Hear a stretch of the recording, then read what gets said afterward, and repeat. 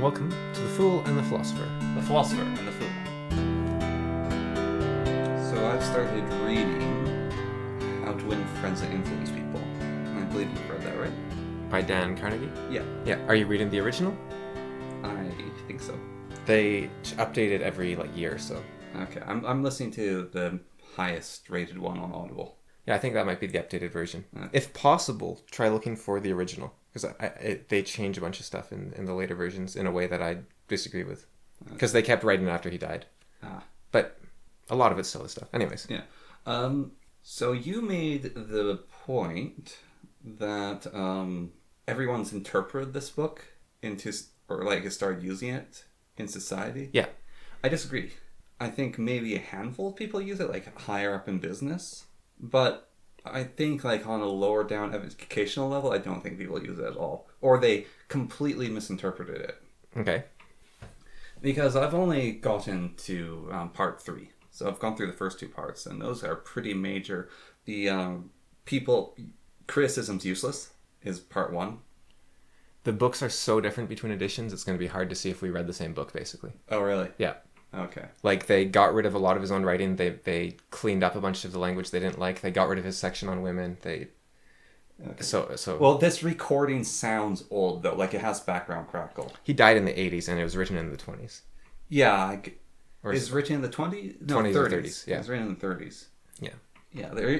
Yeah, it's probably a little bit updated. This is still an older recording. That's the thing. There might only be recordings in certain editions. Yeah. I doubt they'd record it every year. But I think they kept the same rules the same. I found, I bought... I can actually check. I'll look at the edition. I bought a copy on Amazon. Yeah. And I didn't like it. And then I went to the original, and it was very different. And I liked it a lot more. No, I wasn't aware there's different editions, but let's see. Still, even the 2 things I've heard so far, I think, have been relatively interesting. Can you get, Microsoft Sam to read to you or something? No. No? It's an Audible production, this one. Right, but I mean, you could get the original edition and then get a text-to-speech program to read. Oh yeah, I could do that. Yeah, I could make it sound like it's an old British man reading it with that. Title details. It might be a PDF, the one I have, though. Dale Carnegie. I don't know if it ever says that the edition name. It'd be the year it was recorded. Or edited or something, yeah. Well, so this was recorded in 2004. So they probably would have used an edition around... That his wife wrote, probably. Maybe. It's not saying which edition it is. It's actually... So what happened was... But I did see there's actually a bunch of different versions, so I'm going to search in the store quickly here. I don't think you can find the original on the store. But what happened was he started giving lectures, and he had notes. Yeah. And he started publishing his notes, and then he started gathering all his notes together, and he made pamphlets, and the pamphlets got longer and longer and longer. And so it's kind of arbitrary even to say what the first book was. It's kind of tricky. Is Carnegie Hall named after him? No, I checked. Okay. No, he talks about the original Carnegie, who was alive at the same time. Yeah. In the books. Well, it's bizarre because he talks about people that he's interacted with. Rockefeller and Carnegie and... He is a man of the 20s. And it's bizarre. He talks about... the one line I love, I don't know if it's in that one, but he talks about how... okay, so... As Freud would have it, over in Austria. So this edition here is updated for modern audience. It actually says that. Yeah. This one is by Carnegie and Associates. And that's the digital age, yeah. And this one here is the one I have. And I think it's the oldest edition on Audible. So... Yeah, I think the original has a yellow cover. I'll have to check. It's about 8 hours long. So, anyways, lessons. Anyways. Yeah, so you'll just have to tell me the chapter names, basically. Yeah. Yeah. So the first chapter is about how you can't criticize people. Yeah. And he's saying it annoys everyone. He was at a dinner party where he was correcting someone about they were wrong about some fact. And his friend, who was an expert on the matter, kicked him under the table. It's like, no, you're right. I didn't have that part, so that was probably omitted. He talks about Washington and how Washington used to, when he became a lawyer, he used to write scathing letters to people. And then but he always did anonymously, and he had them published. One guy figured out who it was and challenged him to a duel. No, that was Abraham Lincoln. Sorry, Abraham Lincoln. Yeah, he challenged Abraham Lincoln to a duel. Yeah. Abraham's like, I have no idea how to fight, but I'm really tall. So I'll get us long sword. Yeah, I'll use or sabers. cavalry longswords. Yeah. And then he had someone train him. They went out to duel, and then their second said, whoa, let's not do this. This is ridiculous. Yeah. And then he stopped criticizing people, and apparently he wrote a letter to one of his generals, calling him an idiot, very politely. When he's like, I'm not sending this. And some other famous writer apparently would write these absolutely scathing letters to people, and his wife wouldn't send them. Do you know about the American Civil War at all? A little bit. The fact that Lee lost, you know how Eru sunk the ships? Yeah. The fact that Lee lost is the same thing. He had this unbeatable... He was a way better general than everyone he was up against too, because didn't the other side from Lee go through 8 incompetent generals or 5 incompetent generals? I think it was 3, but yeah, they everyone was worthless, and Lee was one of the best ever in history. And so Lee had this plan to completely destroy their army, right? Yeah. They dropped the piece of paper, and someone from the enemy faction found the piece of paper with all his plans on it. It's stupid. Well, also... It's terrible writing. Something that I always found weird is Lee... He's not in the position you think he was in. He was he was the revolutionary in the Civil War. What do you mean? Lee was the guy who said we're separating, and he lost, but he instigated his side. Because I always thought it was Lincoln's side, right? Yeah. Yeah, Lincoln's like, oh, all these people are the slavers. All right, we're going to rise up and stop them and get rid of slavery. But it was actually, all right, here's some bureaucracy. We're getting rid of slavery, and we're also going to do some other things to the South states that they don't like. It was more than just slavery that the Southern states didn't like. The slavery was pretty massive. Yeah, it was massive. And the South said, no, we're not doing that. And so they fought back. And I always thought it was the other way around of we're done with slavery and we're going to rise up and attack. The way the South made almost all of their money was through slavery. Yeah. So by banning slavery without giving them something else to do, you were sort of condemning all of them to poverty, and they were the backbone of the country that was making all the money. Yeah. But I always thought it was the North rose up, but it was actually the South rose up. Right, I see what you mean. Yeah. You thought the North was the plucky rebels. Yeah. Yeah. The North was the plucky rebels that rose up to fight the slavers. No, it was the instigators that were crushed. Yeah. Yeah. No, Lee was a very interesting guy. He was... Well, after the war, he was forgiven, wasn't he? Yeah, everyone liked him, basically. Yeah. And he was Washington's great-grandson-in-law or something like that. Yeah. He was related to Washington. And so he had this sort of prestigious dynastic thing to him, which is ironic, given that Washington didn't want to be a king. Yeah. But... Washington wanted to be his mightiness, the president of the United States. Lee was very much I live here and I'm the best general they have, so I will serve my people type character. It wasn't necessarily I want to oppress everyone because I'm evil, twist mustache. Anyways, back to the book. So, don't criticize people. Yeah. That's lesson 1. Lesson 2 was about, I think is how to make people like you, is genuinely appreciate people. And he warns against flattery. Yeah. But it's actually genuinely appreciate people. And there's the story about a guy's church group that his wife was a part of. They all asked their husbands, give me 4 things to criticize me on.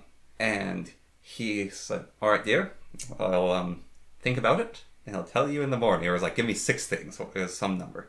And he said afterwards, there was 1,000 things I could have criticized. No, it was 100 things I could have criticized her on, and 1,000 things she could have wanted me to change.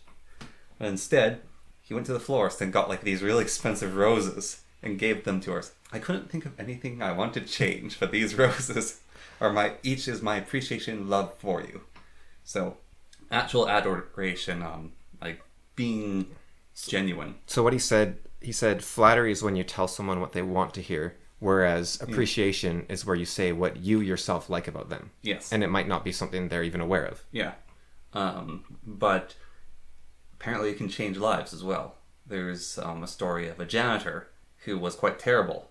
And all the other janitors would make fun and basically throw trash on the ground to make his life more difficult and to show how bad he was.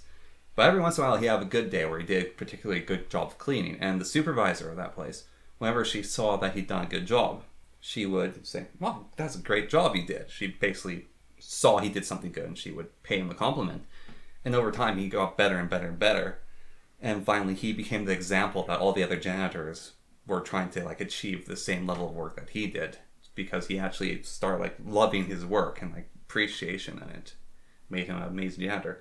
And then the third thing it's talked about is people want to feel important. Everyone, so if you want to learn the character of a person and you had to ask them one thing, ask them what makes you feel important, or what's like that your legacy, because like people need shelter, they need food, and like he talks about all their needs, but the one that people usually don't get nearly as much is the need of importance. Right. So that's about as far as I've gotten. I'm probably forgetting a bit of it, but so why, like these lessons, I feel like we've been taught shadows of them, or trying to create them naturally, and it's very clear that you don't create them naturally by trying to trick people into doing them. It's this weird thing. Oh, that was the lesson I'm missing is, if you want someone to do something, you have to make them want to do it. Yeah. And one of the things about that I was thinking is, well, that sounds very manipulative, and it is. However, the person's only going to do it if they want to do it. His example of that, right? He rented out that ballroom. Yeah. And they raised the price like crazy. Yeah. And he said, and so he went to the guy and he said, "Okay, you can raise the price to $800. Yeah. And in which case, I won't make a mess, and now there's many advantages to you raising the price to $800 because you won't have a bunch of people tromping in and out of the place. You'll have the ballroom free for the rest of the day. You'll have the ballroom free for several weeks is what it was, and you can dances pay a lot more than my lectures. You can host as many dances as you want. And the only disadvantage is that I won't be paying you rent, and you won't be seen. Now the disadvantage is I won't be paying you rent, and you won't be seeing tons of influential people into.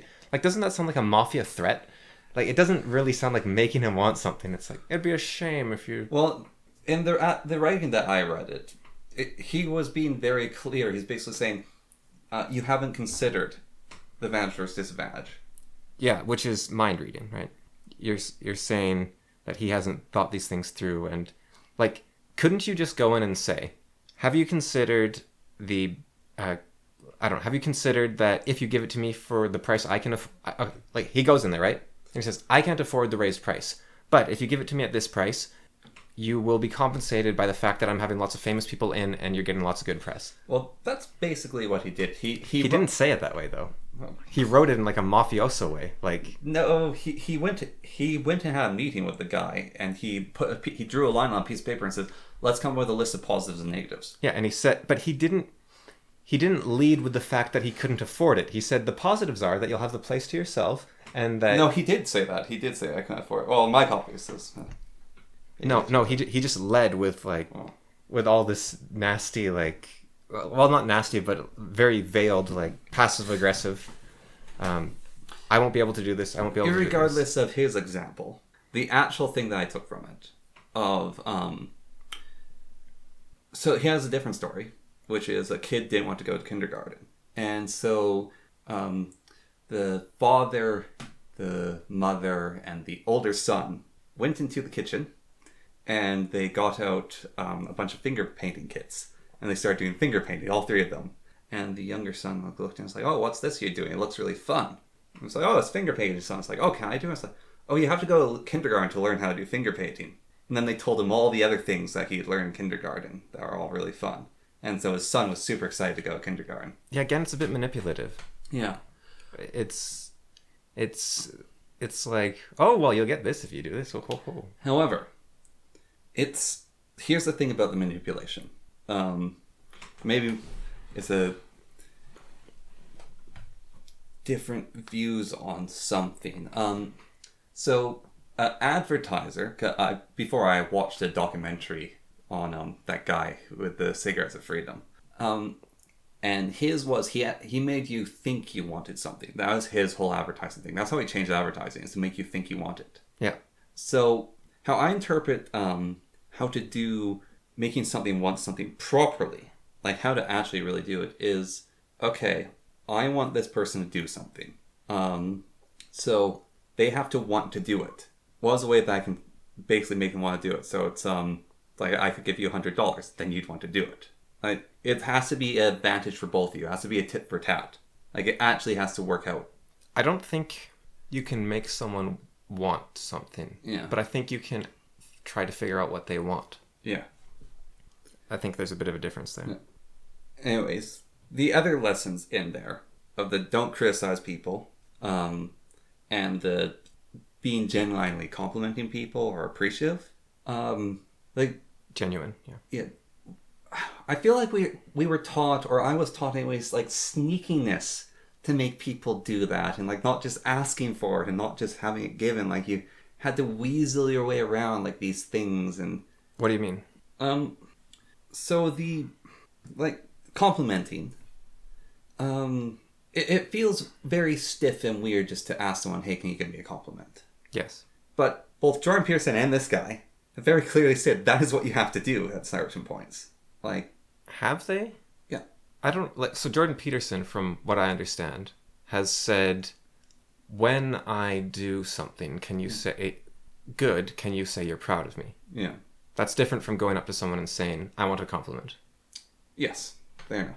And I can't remember Carnegie saying that.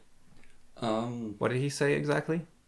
He talked about relationships, and how, okay, his wasn't asking for it. He was saying you have to give it to people. That's what he did. Yeah, that's very different, I think. Yeah. Okay. Yeah. But even then, I feel like it just hasn't been obviously taught. Like, Carnegie says it very plainly. What? That people enjoy being complimented. People like genuine appreciation. Right. Yes. Okay.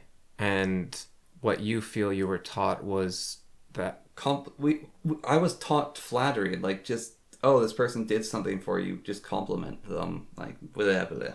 Can you give me you can make it up, but can you give me a concrete example, maybe? Like, let's say I cook you a magnificent feast.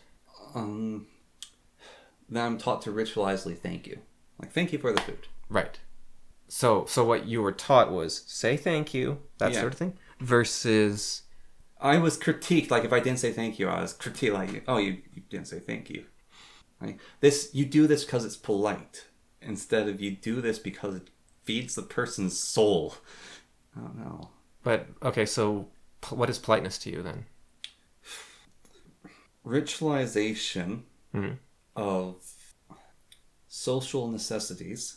I want to say Necessities or niceties? social, maybe niceties. I don't want to say it as flowery language, but I can't think of how I'll say. But ritualization of social niceties. I think necessities. Okay. Ritualization of social necessities. And truly necessary, or... Without them, the society won't be what it is. So the society would be a different society. Right. Okay. So that's why it's a necessity. So politeness is sustaining interpersonal relationships or something like that? Yeah, but doing it for the sake of the ritual rather than its original purpose. Okay, so what if... And it's a convenient way to teach people, I think. But after a certain point, it becomes rote and meaningless. Okay, so what if you... It's just a dumb thing to do. Recontextualize politeness as being... Politeness is that thing which feeds the human soul. See, I would like to say that. However, how you're taught... I think it comes back then to lesson 1. Is how you're taught politeness is through It's not your day. admonishment. Right. That's how you're taught politeness, is through critique. Or I was taught anyways. And you view being told what to do as critique, or do you have another example maybe? So if someone says say thank you, is that critique or is that explaining how to feed someone's soul? I think it really depends on the person, how they sit and the precedent they've set before. Like the teacher or the student? The teacher. Because I think people are really, really good at... Maybe not, actually. I think kids can detect resentment in people's words. And you think... Okay, so how about this? So I'm at someone's house with my parents. And so there's a host. And they're feeding us food. We'll go continue with this food feeding. And I'm just a kid. I'm a little snot. Yeah. I go down the food. And so I don't have any table manners. And then I run off to play afterwards. Yeah. And I'm snatched from my play. And so you say thank you after a meal. Yeah. And it is said with anger and resentment because I embarrassed them in front of their friends. Okay. And I was torn away from the play.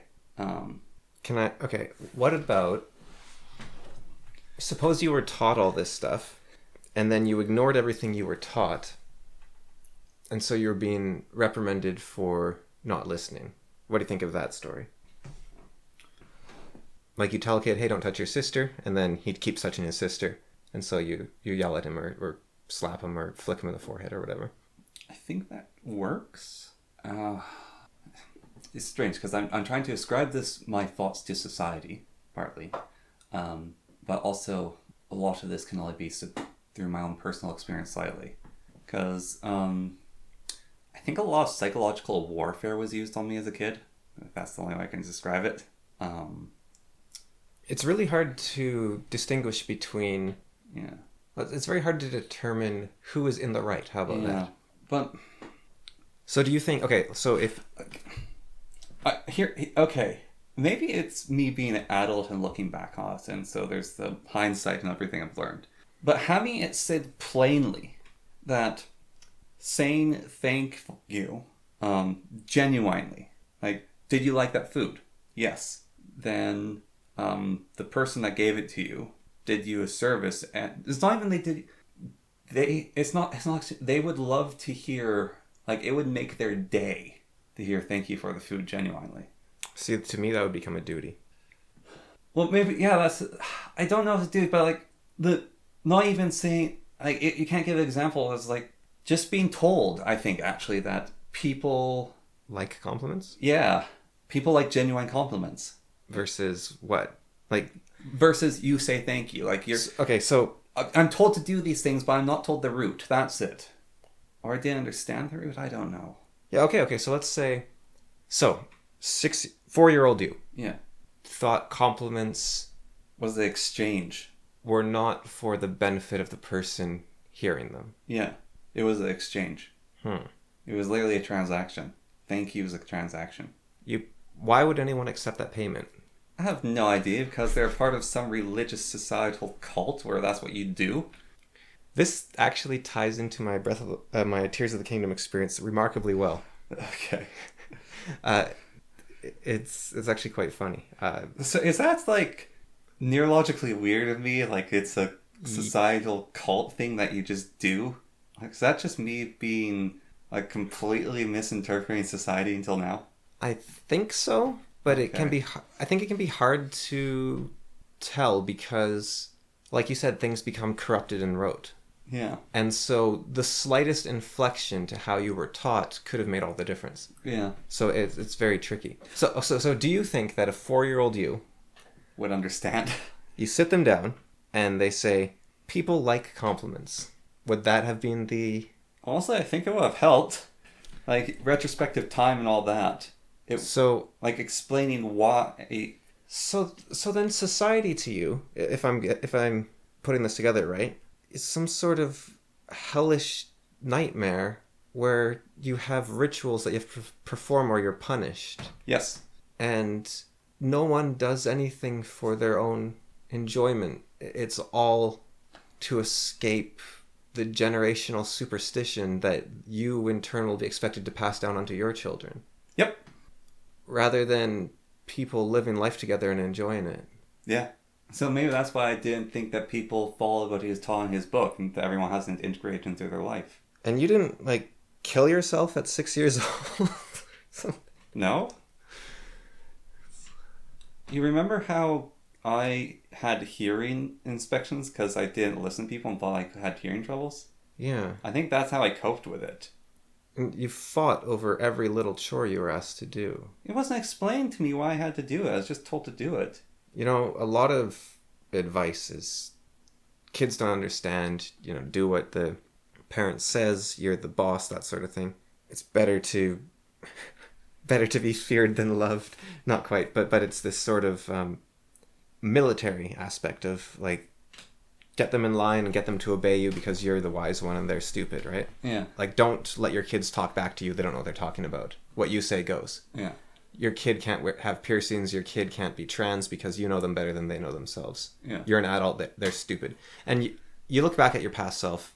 Your past self is pretty stupid. And yeah, adults tended to know better than you. Like when they say stuff like, I thought I had all figured out when I was young, but I was wrong. And you say, no, I don't. Come on. I know that I have it all figured out. I don't think it. I know it. And then you turn like 21 or 25 and you're like, oh, okay. I didn't. I did not have it. There is realms of experience that I didn't know existed, let alone had figured out. Like I didn't even know what I didn't know. Yeah. That's very true. And so you think, well, the kid can't handle this, right? But I remember when I was working at a kids camp and we had this giant divider in the gym. The college gym is actually 3 gymnasiums in one, and it has these giant dividers that lower to turn it into 3 gyms. Oh, they lower. Yeah. And yeah, you have a little key you can turn and the whole thing comes down. The high school gyms dividers, they slid out of the walls. They didn't lower from the ceiling. Yeah, so these raise and lower. Yeah. So we were raising one day, and a kid jumped up onto it and held on as it was going up. And so everyone was yelling at him, like, get down, and he was up, like, I don't know, 12 feet or something. And so we had to reverse it and bring him down. And one of the counselors, I was a new counselor at that time. I was 17, I think. Yeah. And one of the other counselors, old guy, 24, went over, grabbed the kid, pulled him down. He's like, yelling at him. And then he said, all right, go out in the hall. Cameron, go deal with him. Wait, what? What do I do? So I went out into the hall with this kid. It's like, okay, I've got to lecture this kid somehow. I have no idea what to do. I've never lectured someone before. So I said to him, you shouldn't do that. And he's like, yeah, whatever, yeah, I know, that sort of thing. Yeah. And I said, that thing goes up like 50 feet. If you fell from there, you could die. And he's sort of like, yeah.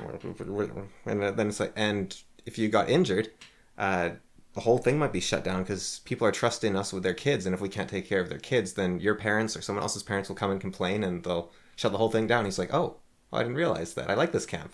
Yeah. I was just having fun. It wasn't like death. It was like, oh, wait, this is a liability to the counselors. And this is like a... Yeah, because you could die. He's aware. He was taking a risk. Kids take really dangerous risks sometimes. Yeah, he's like, so I break my arm. Well, who cares? But it's like, you could shut down the whole camp. And this is like an 8 or 9 or 10-year-old, and he's like, oh, geez, I'm sorry. Yeah. And so I think kids, they know a lot more than you give them credit for, and they can handle a lot more. The only issue I have with that story, which is true, but the issue I have with it is it's so easy, we talked about this last podcast, I think, a bit, to turn an explanation into a struggle session. Yes. But the thing here was, I had no investment in it. Yeah. I didn't care if he understood or not, really. It was just okay, idiot, you don't understand politics. Here, this is politics. Yeah. And he's like, oh. Like, if he said, well, I don't care if it shuts down, I'm not going to be like, no, you do care it shuts. Like, I'm not going to struggle session him in that situation, right? That's kind of ideal situation. See, for me, I don't care if it shuts down. That's, all right, you're not coming back to this camp because you're a liability. But then does that become... See, it's tricky because you can explain things and you can ask for what you want. Yeah. Like, I don't want you holding on to that. Or you can say, this is... But one bleeds into a struggle session very easily and one bleeds into tyranny very easily. Yeah. No, you're right there. So it's very hard. Mm-hmm. So, okay, so upon reading chapters 1 through 3... Yeah. Has that made your life better or worse? Retrospectively. What do you mean, like a retrospect? Like, do you think, oh wait, my life wasn't horrible, suffering in hell, or do you now... I think I still slightly think that there's still a lot of criticism in society. I think people can't help but do it.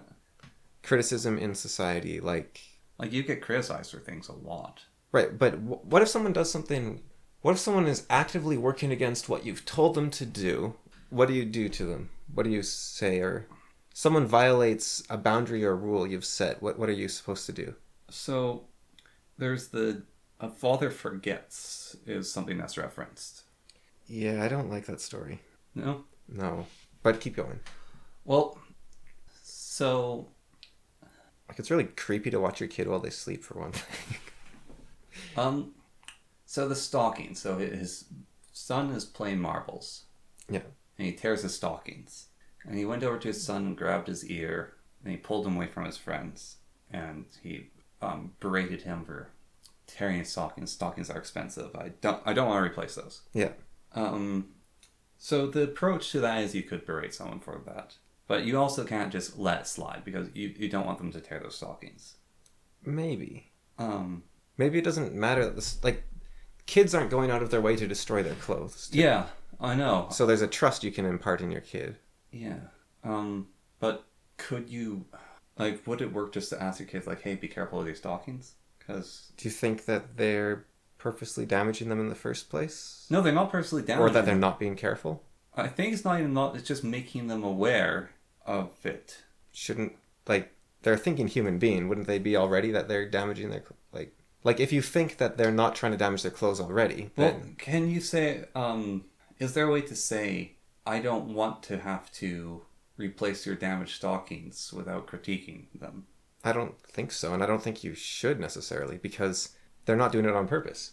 Like, if you see them stabbing their clothes with knives, then you can say, whoa, what do you think you're doing, you idiot? But if they're out playing and something breaks, things happen.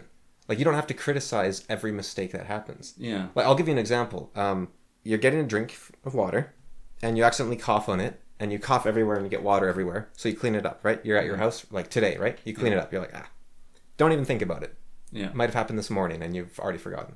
I think me growing up, I've noticed this, and probably you do that, and they say, what are you doing? Clean up the mess. Yeah. It's like, you don't need to say that, because they made this mess. They're like, yeah, okay, I'm going to clean it up. I can give an example. You're in the shop with your dad, right? You as in the general, everyone, sort of. Yeah. Kid's in the shop with his dad, let's say. They're working on a project. Kid knocks over a bucket of nails. So you say, okay, how does the dad critique him? Like, hey, don't knock over nails. Or does he go, hey, you shouldn't do that. I can't believe you're making this mess, right? Or does dad just go, okay, pick him up. Like, you made a mess, clean it up. Yeah. You don't have to say, stop knocking over nails. He's not knocking over nails on purpose. Yeah. And so with the stockings, you can say, maybe the most you can say is, all right, you got to sew those when you get back in or something. Or... Yeah. But even then, I don't know if that's necessary. Like, kids got to have fun. Yeah. And it depends the severity, too, I guess. Like, if they're doing it every day, you sit them down and say, okay, look, we can't afford to keep buying you socks. Yeah. Can you take them off when you play marbles? Yeah. Just go barefoot while you play marbles or something. You come up, you don't... So I think... And there's always going to be exceptions, right? But I think the flaw in the assessment is thinking that the kid needs to be taught a lesson in the first place. Yeah. It might just be my twisted view of society. Okay, but here's a question, right? You, the other day, like a couple months ago, Yeah. you made a snack here, and you sprayed like broccoli over the counter or something. Yeah. Then you went, and you were about to leave, and I was like, you gonna clean up that broccoli? And you're like, what? You didn't even notice. Yeah. So, it's tricky. I'm almost wondering if there's two kinds of people, and there's people that won't see things until it's pointed out to them. And then there's people that are noticing everything all the time, and pointing out to them is just another aggravation upon their senses. Maybe like high and low conscientiousness to a degree. But so I wonder if you can even come up with a method for interacting with people. Probably not. And so the other thing I'm wondering, maybe how to make friends and win people. How to win friends and make people. Influence people. Yeah. Maybe it's written for people like you, and maybe not for people like me. Psychopathic businessmen? Not psychopathic. I want to say direct, low conscientiousness. I think I had high conscientiousness when I did the test. Low neuroticism, maybe? I think I did have low neuroticism. People? I remember the results. I should find those again. or like I want to say autistic in a way, but it was written for the society of the 30s and everyone was like that, right? So Yeah. I don't even know how useful autistic is as a term, but as a, or sorry, as a diagnosis maybe. But to, here's how I can put it with why autistic comes to mind. Mind readers versus psychically deaf, sort of. So autistic people would be the psychically deaf in this scenario, right? All right. And so that doesn't, because when Dan Carnegie wrote this book, it was blowing people's minds that other people had feelings, basically, right? Like it's sort of a, oh, maybe you shouldn't yell at someone else. That might hurt their feelings. Is that what was blowing people's mind? Well, that's kind of how it's written, right? Like, it's obvious that giving someone a compliment makes them feel good. It's obvious that you shouldn't yell at someone because that'll make them resentful. Like, you don't just, your actions have consequences and effects. Like, everyone else is like you, so of course someone's not going to like to get yelled at or something. But he's sort of saying, people, they like it if you're genuine to them. They like it if you give them a compliment, and they don't like it if you're, if you come up to them and yell at them. Instead, you can try being nice. Well, that's what I've been concluding about this book so far, partly, is it's telling me things I already knew, but it's saying them better than I've thought them so far. And I'm not saying I think it's a great book in a lot of ways. And I think there's a key component there. There's two things about the book that are very important. He emphasizes constantly genuineness. Yeah. Genuine, genuine, genuine. That is something that marketing has lost. Yeah, no, that's the thing that I feel like partly missing, even like in teaching and school and interacts. That's why I say with ritual, is I feel like there's a part of genuineness that has been lost, even though we try to use as lessons. We don't know why. Right. So passive aggressiveness. We don't know why. We just do it. It's what people do now. So the problem with passive aggressiveness is that it feels genuine because you're like, no, I just don't want to deal with it. I'm going to be superior to him. But that's not your genuine feelings, but you can't tell. So the other day, you came out of the blue and threw a thrombo at me, and I messed up my plans for the day in the moment. And what? Put it on your table. Yes, but then I don't know if you want to know how my mind works, because it's a very dark place. Let me walk through my logic first. Okay. So we can. Here's what we'll do. You walk through your logic. It'll be the two stories, right? Yep. You walk through your logic, and then if you're willing, you can go into... My mind is a very dark place, but we can go through mine. Yeah. And then what we will have is the people that like the world Daniel Carnegie created, people that, the sort of two human minds. Yeah. Okay. I don't know if the way I walk through is very what most people consider human. Okay. So, here's what I did. Here's what I think. I think back in the 20s, everyone was like you. That's what I think. Okay. And then I think Daniel Carnegie ruined it. I would rather have a world where everyone's like you. Be strange. A lot of beards. Well, that was the World War I that ruined the whole everyone having beards thing. Yeah. Because gas masks didn't fit. Yeah. Okay. So, I had said that I had another present for you. And, well, that's not really part of that. I'd said that. Anyways, it arrived. And I was like, all right, I think it's the weekend. Yep. Yeah, it's the weekend. It's like, all right, I'll just go. And you know what? Based on context with the mail thing, I should have... Yeah, no, that was my bad. Anyways, so I messed up. Because you actually even said before, like, the delivery mail thing, just don't do that. Well, I don't think I said that specifically. Yeah. You kind of did. I said I don't want to interact with you on days where we haven't planned it because I'm just recovering from injury and whatnot. But I didn't say specifically don't deliver mail to me. So it's I think it's implied, but there's a fuzzy line there and where mind reading has to take place, and so it's tricky. Yeah. Anyways. And I don't think mind reading should take place. Yeah. Anyways, I'm very much of the mindset that if I want to give someone something, like if I want to give a gift, I will, at the next opportunity that I can, I'll just give it to them. Okay, I'm going to interject slightly. Because I'm of the mindset that if I'm going to get a gift, I want to receive it from someone. Yes. So, but... Because I want to appreciate what they did for me. So, that would normally be the case. Yeah. So, I got here, and you were in the bathroom. And so, like, all right, he's in the bathroom. So, I am going to put this on his desk, and it will be a little surprise that, oh, there's this thing there. And then, actually, happy birthday, and I can leave. Yeah. That's my whole thought. is then you close your door, and you've told me that you closing your door means you don't want to be interacted with. It's like, oh, you closed the door. Okay. And so I went outside and just interacted with stuff outside, and then I went home. Okay. And in retrospect, though, I can see what I did would not mesh with what you've told me before. So, my point of view. I'll keep it limited. Can I guess at it? Okay. All right. So, I show up. Yeah. And I sneak this present to your room. Yeah. And then I hopefully wait outside, waiting for a reaction from you. And you're like, oh, he got me this gift. And then I go outside and you have to thank me because I sneakily gave you this gift. And Not quite. Okay, so I'm in the bathroom. Yeah. Taking a shower. And I hear you walking outside the bathroom door. And I'm like, great, he wants to interact with me. So I have to end my shower and get out and go talk to him. So I get out of the shower. Well, no, I don't. I say no, I'm not going to do it. I'm going to take the shower anyways. So I take the shower anyways. Actually, a second to that. I thought you were taking a bath. And so part of the reason why I was playing in your room is I just didn't want to be carrying that thing around because I thought it sounded like you were just starting a bath. And it's like, oh, he's going to be an hour, so I'll just leave that there because I can't be bothered to carry this around.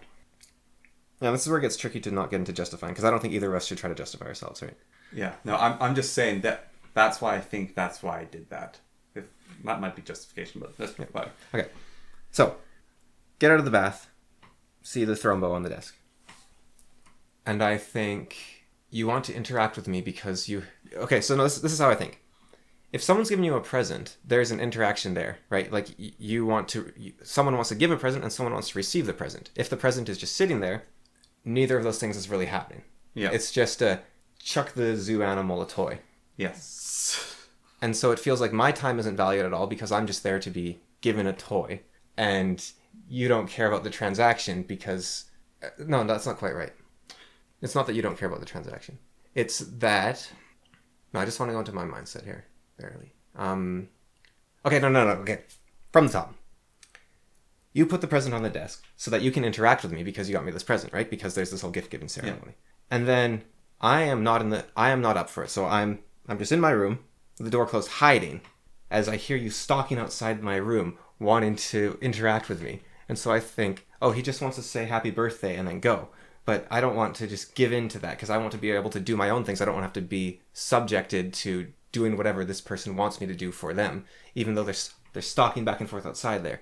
Then I leave my room and you don't say happy birthday. I'm like, I don't know what's going on. Okay. See, no, even now. Well, if anything, it's a good contrast. Okay. What we're doing now is similar, but it's attempted to be from a more analytical view. But I'm not sure how possible that is. But it's very similar to how all problem resolution used to be done between us and members of our family. Right? This is my point of view. Yeah. This is your point of view. We're both upset at each other. We'll both go. I'm not upset though.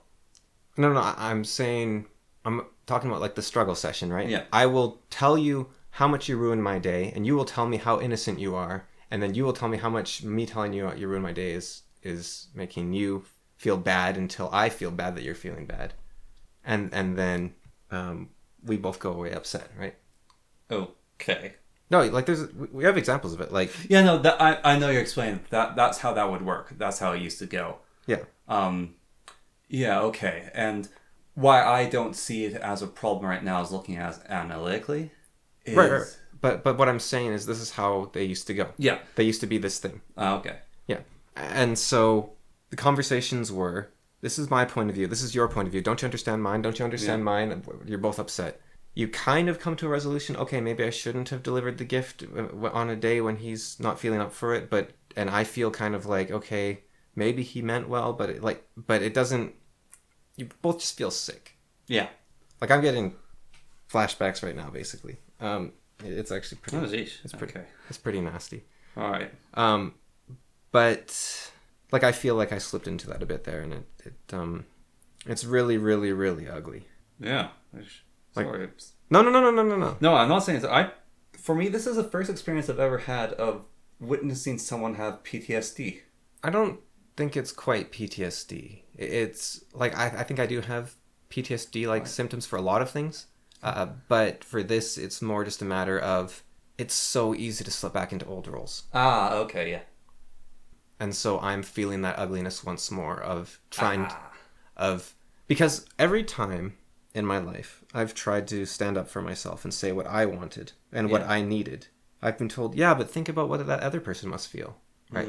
And it's like, why don't you fucking care about a word I say? Why can't I also feel things? Why is the other person always in the right? You know, that sort of thing. It's like, I also feel wronged. It doesn't mean I'm in the right. I want to... I exist too. I want to be allowed to also be a human being. Yeah. Why is it... Like, I was really upset a few years ago. I exist too. I think that's it. Yeah. I was really upset a few years ago. And I was like, I need someone to talk to, right? And there wasn't really anyone around. And I was just, I really need someone to talk to because someone has done me wrong, right? Mm-hmm. And so I was like, okay, I'll go over to the neighbors, like one of my best friends growing up. I'll go over to and talk to his mom. Yeah. And I'll just say, like, this is what the person did to me. I'm just super upset. And I was like, wait, no. I know what she'd do. She'd be like, yeah, but they, you know, they're feeling lonely and this. And so I was like, I don't care about his point of view, right? So then I thought, wait, I'll go to my best friend's mom. I need someone to be angry at the other person and on my side. I just need someone to be like, that asshole, that jerk. Oh, I'll go pound him into paste for you. I was like, go to my best friend's mom and she'll be on my side. She doesn't, because it's all well and good. Like, I've seen all this stuff. Like, if you're angry at someone, try thinking about it from their point of view. It's like, no, that's all I do with my life. All I do is think about other people. I never think about myself. I never have a moment for myself. And now that I've been done wrong, I still have to devote all my energy to other people. I take this moment to offer you a conversion to Catholicism. And then Daniel Carnegie comes along and he says, have you tried considering that other people have emotions too? And it's like, shh. It's like, no, that's all I do. All I do every day. Have you tried ranting to God? That's called prayer. Yes. And it's incredibly effective. Yes. It's unbelievable. I did something last night. My voice is still sore from it, but I just started saying everything I wanted. Yeah. Because all my life I thought, if I try really hard and push really hard, I'll get what I want, right? If I just push hard enough, I'll get what I want. Never good things happen to those who strive for them, right? Yeah. Never happened. So everything just collapses. And I injured myself, and I tried to change how I addressed that injury, and I injured myself again. And mental, physical, all falls apart. It's like you push to try to make things happen. People say, well, you're just lazy. You're not trying hard enough. It's like, no, you can't make anything happen. Good things don't happen because you try to make them happen.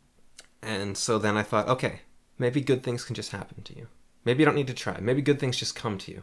So try to relax, try to settle down, try to do stuff. There's always interruptions. There's always another death. There's always another accident. There's always another someone else in need. There's always, a neighbor working on their deck and they're hammering while you're trying to sleep. There's always something. Good things don't come to you. It's like there will always be an interruption that just ruins your life. So now, and it's been surprisingly effective. It's only been a month or so, or two maybe, that I've been trying it, but you get what you ask for, and you can ask for good things. Yeah. And that seems to be working for some reason. It's like you can try all you want, and you can try really hard, and you won't get anything. You can hope good things come, and nothing will come. Yeah. But you can ask for good things, and the world will bend over backwards to give it to you for some reason. It's crazy, eh? It is. It doesn't make any sense. And so what I did last night, I just said what I wanted. I just said, I want this. I want this. I want a big house and 16 cars. I want... How's the Nickelback song go?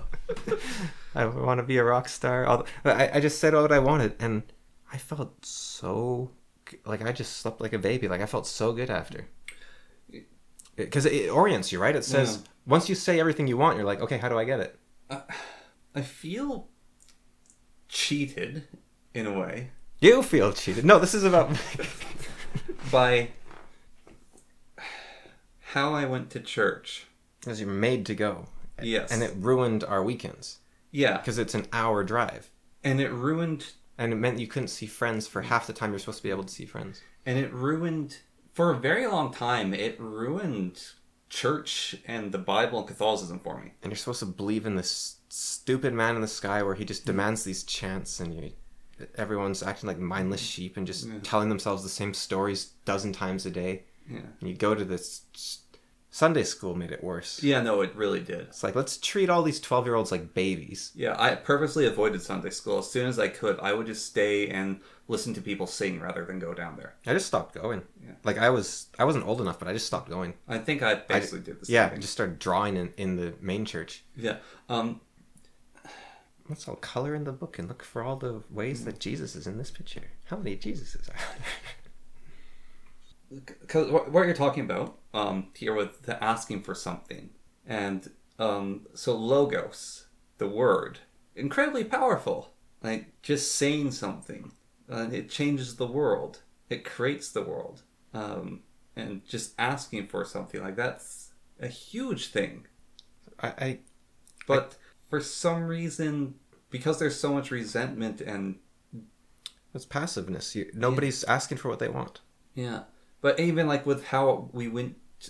my experience with the church and going to it, like, is it now that I am older and can understand these things better? That might be a part of it. But if so, okay. Like, Yin Yang, we said the other episode, is the greatest symbol out there, right? It might be greater than you think. There's recently a study on quantum entanglement where they made a prediction of it, and it looks like... They projected light in the shape of a yin yang. Okay. Is that how you read that? Did you read the article? That's what the study did, was they took a shape and they projected light through it in a yin-yang shape, and then they measured the photons in it. Okay. So they created the outcome Okay, I wasn't certain if it's that or not. I'm happy you read that. Which, now the reporting on it didn't really mention that. And because the problem, like, if, it's a cool, fun thing, right? Yeah. If they had done it with basically any other shape, it'd be like, oh, neat. The problem is that it looks possible because it looks like orbits. Yeah. And they're talking about, like, photographing individual photons or something like that. Yeah. So it looked possible. Yeah, okay. But they set it up to have that output. All right. Which is, like the LK99 thing, it didn't really pan out, it seems like, so far. And I wonder, and a lot of science people are like, well, I didn't report on it until I knew more. And it's, do you think maybe, every time you say you don't believe in fairies, one of them dies? Like, do you think maybe if more people believed that good, cool things could happen, maybe they would? Like, maybe we would have a superconductor now. Mm-hmm. Maybe the fundamental particles would be... I don't know. But anyways, I didn't look into it enough. I just read that was why that image came that way. Yeah, so who knows? Maybe all of them turn out that way and it's a coincidence. But yin-yang is a super profound symbol. Yeah. You're lying on the ground, bleeding out of a wound to your abdomen. Someone comes up to you and says, can I offer you a yin-yang in your trying time? Yeah, okay. That makes sense. So I think that's what happened with church. Yes. I think what you needed was to be with your friends, and you needed time from yourself and time from school. And instead we lost every Sunday to an hour-long drive, which is very boring. And now church provides community, but the problem is because we didn't live... Essentially, we didn't live in the city where the church was. Yeah. And we have a community in the community where we live. Yeah. We were essentially torn out of our community to go and meet a bunch of people we didn't care about. Yes. Like, the only person there that's still alive and I consider my friend is the piano player, basically. Yeah. Everyone else there, it's like, they were fine people. It's just, they're not my community. They're just these people I'm forced to be with after an hour-long drive. Yeah. And it's not that bad. It was like 45 minutes each way, so it added up to about an hour, depending on traffic and everything else.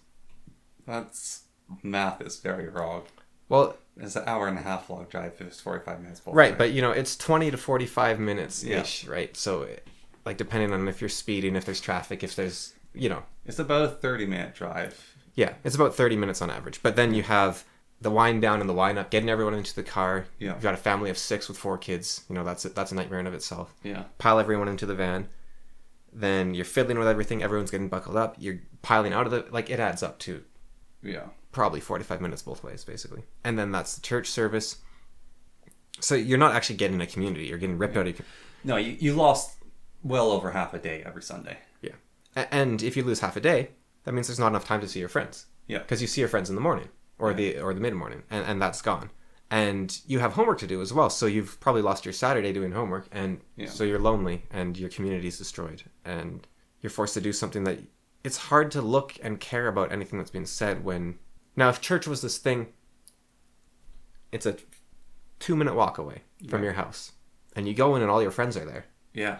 That's a different story. Yes. You'd be running to church, and you would be getting those lessons passively. It's not you can lead a horse to water, you can't make him drink. It's that exact same. Do you might be diverting slightly from what we were saying before, but do you think that the large rise of atheism, especially in like you're a little older than your generation downwards from mine, is quite literally the death of the village? Like the small village, what you just described. Yeah. Everyone goes to church, so all your friends will be there. Like if you have a friend who's on the church is the center of town, and you're like 10 minutes away, and they're 10 minutes away, so it's 20 minutes in between. But you two come together, and you're at church. It's a community center. Yeah. Yeah. So I think it's not quite that. I think there's a middleman. I think that church was the churches were the cause of atheism, because everyone was suffering when they went to church. So it's like, I don't want this. But the reason they were suffering from going to church was because it wasn't the community center that they could just go to easily. Yeah. So semi-indirectly, I do think the law. I was actually thinking, right? Schema therapy, best therapy out there, right? It's basically, your thoughts are crazy. What are you talking about? You don't think other people have feelings? What are you talking about? You think that you are responsible for other people's feelings? You think it's bad to get angry? You think it's bad to do your own thing? You think it's bad to take a day for yourself, even if you're doing nothing, and just enjoy it to yourself? You think those are bad things? No, they're all good. Yeah. Right. Like I showed you the schema therapy, the 16 schemas, right? Yeah. It basically shows you, this is what a sane person thinks, right? Mm-hmm. I think it's one of the best therapies out there, because most of our problems are because we are so messed up in our head, we don't even realize that we were taught totally wrong.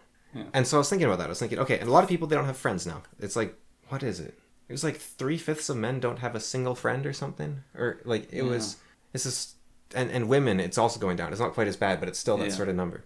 And then the other thing was relationships. Nobody's in a relationship, right? Yep. And I was thinking, okay, how do you solve these things? And I realized they all have the exact same solution. It's community. Yeah. Because if you're with a group of a bunch of people that aren't your parents, but it's this large amount of different people that you all vaguely trust, they will show you what sanity is. You'll look at them and be like, oh, I should be thinking like that. Oh, I should be thinking like that. And, oh, there's people here that are my age, so they're my friends. And, oh, that one's a girl, and I like her, and we'll try dating her. Because I'm old enough, weirdly, and maybe I can't tell exactly. I can't tell if I aged out of it or the whole system disappeared, but I think the whole system actually disappeared, which was community. Because it used to be that there was solstice parties and summer barbecues and New Year's parties and Christmas parties, where it wasn't you and like your 3 friends from college. It was the whole neighborhood. It was the entire neighborhood got together at someone's place, and you had a great big fire, and you sort of bounced around from person to person in a giant gathering of like 50 to 100 people. Yeah. And these were occurrences that happened maybe once a month. Yeah. Maybe once every other month. And I don't think they really happen anymore, as far as I'm aware. I have been trying, part of it's courage for me, also part of it's life situation. But I have really been thinking about, in the local neighborhood that I'm at, the politicians recently had their barbecues. And there's a few people there, but it's not many. And it's sort of you show up. I actually showed up by one by accident. And I stumbled across a few people I knew, but it's like, okay, there's a few people there, they come and go. And it's basically you get free food and you pretend to listen to the politician. Or don't even pretend to listen to them. But it's just a way for you to get to know them and like them. Yeah. But I think they're actually really great when they do that. Yeah, I've been trying to build up the courage, but I say it's like resources stuff, to basically, from my neighborhood, just go to a bunch of different get for resources. Yeah. Then go to a bunch of different houses and basically invite the neighborhood to a street party. Like, these people I don't know, but I want to know these people. I want my neighborhood. Now, the thing I'll say to that, great effort, to start with. You're at basically the hardest possible age to be doing that. Exactly. No, that's part of my thought. Don't be too hard on yourself. Don't make that your responsibility. Yeah. Like, if you're going to try then go for it. But if you can't, or you don't have the courage or the money or the time, don't be hard on yourself about that. Yeah. Instead, if possible, well, not instead, but given the opportunity for an older person to invite you to theirs, jump on it. Yeah. But yeah, you're at a time in your life where it's basically the hardest. So you can try it for sure. Yeah. And if it's something you think you enjoy, do it. Absolutely do it. But don't be hard on yourself about it. Yeah. And if you don't end up doing it, don't be hard on yourself. Because my current thought is maybe I should wait to do this. You're like, if you want to try now, try now. But if you feel like, if you're feeling like that sort of, I'm not sure. Yeah.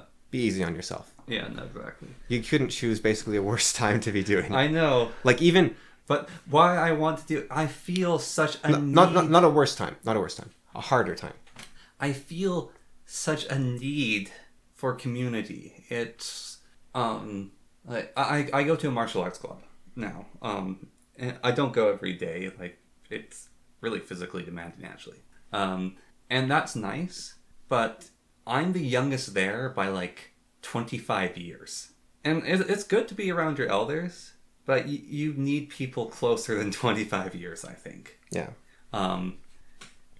And so, like, that sort of, like, that part of there keeping me sane. And then my work, I socially interact with a lot of people. But that is work. And that's a different thing. And, it's its own thing. It doesn't have to be with work, but your work is a lot more meeting people once. Yes, meeting people. It's not like your coworkers or something, Yeah. exactly. It's a bit of a different story. Or even a repeating client. Mm-hmm. And also, I have a really strong sense of conflicts of interest. And I'm, like, partly feel guilty for being too friendly to people that I do work for. Because, like, am I creating a conflict of interest here? I'm making them like me, and then that's, like, abusing a trust between us. That's what How to Win Friends and Influence People is all about. Is about business relationships work best when you treat people like people. Yeah, and that's what I do. But, like, there's that sense of me. It's like, am I creating conflict of interest here? Am I? Like if you want, like, even if you become friends with a person and you have to give them a bad rating and you feel compelled to give them a better rating and you do give them a better rating than you should or something, right? Yeah. There is or not even that. Not that you give them better rating than you should. By being their friend, you are better able to tell them this needs to change. Yeah. So even then, because you two now have rapport with each other, and they can better express, I can't change this because, rather than you going, stupid clients don't know what's good for them, and then going, stupid inspectors, they always just make you change another thing. Yeah. So no, I think it's a good thing to. Okay. Yeah. And it's one of the later chapters, I think, but he talks about you can just beat your head against the wall and try to get like a client or something. But if you just say, oh, hey, my son likes collecting stamps too, suddenly you can he'll suddenly order like 20 years of supplies from you or something, because it's like, oh, our sons both collect stamps. Because we are all humans and we should treat each other as such. Yeah. Well, it's... Yeah, so I think one of the best times to try to form community probably is you've got kids, your friends got kids, you say, let's have a big, like, summer barbecue with all the kids or something. I want the barbecue to find the girl. Well, hey. Well, that was say what you want and... Yeah. No, that's another reason why the well, then get your friends to start stalking their sisters. Yeah. That's another reason why the martial arts thing doesn't work as well. Again... Well, so here's it in my very analytical view. So it might be hard now, but what you have to do is, if you want friends, you have to find someone with a lot of friends, because this is just mathematics and statistics. Is there's going to be a person with way more friends than you. Yeah. And every friend group has one friend that has way more friends. So what you have to do is you have to become friends with that person who has a lot of friends. And then they will help you get more friends. Because they'll just introduce you to people. Yes. Yeah. And they'll do that by the nature of they're a person with a lot of friends. And a person with a lot of friends, why they have a lot of friends, partly is because they introduce people to other friends. And their friends keep meeting more friends, Yeah. And so, one of the troubles, though, is trying to find that person for me. It's weird. Because I'm not sure there's many people that know how to make friends. Like, there's people that make friends easily, right? Yeah. But that doesn't mean they know how to make friends. Like myself, I get overwhelmed because people just want to be my friend everywhere I go, and it's like, I can't keep track of this many people. And, maybe it sounds like bragging, but it's actually just a thing of like, I wish I could somehow use that to help others, but I have no idea why. that happens. Mm-hmm. It's just like, if I meet someone who's vaguely my age, and we meet each other 2 or 3 times, and we talk each time, and it's about something that we're both interested in, then suddenly you have the foundation of a friendship right there. It's just like, and that is sort of how psychologists think friendships are made. It's just a series of coincidences. Well, what you that are described there shared past experiences is literally everything that I've watched videos on how to make friends. Is what you just said there. That's like literally. Yeah, and that's kind of how psychologists say it too, right? Yeah. It's just it's like 2 or 3 times you share an experience, and then you're friends, basically. Yeah. And so I guess the question is, how do you meet people your age? Yes. And so, and well, if you're looking for girls, martial arts is not the place to be. You want to be joining like a book club or something, or yoga class, or go bowling or dressage or something. Yeah.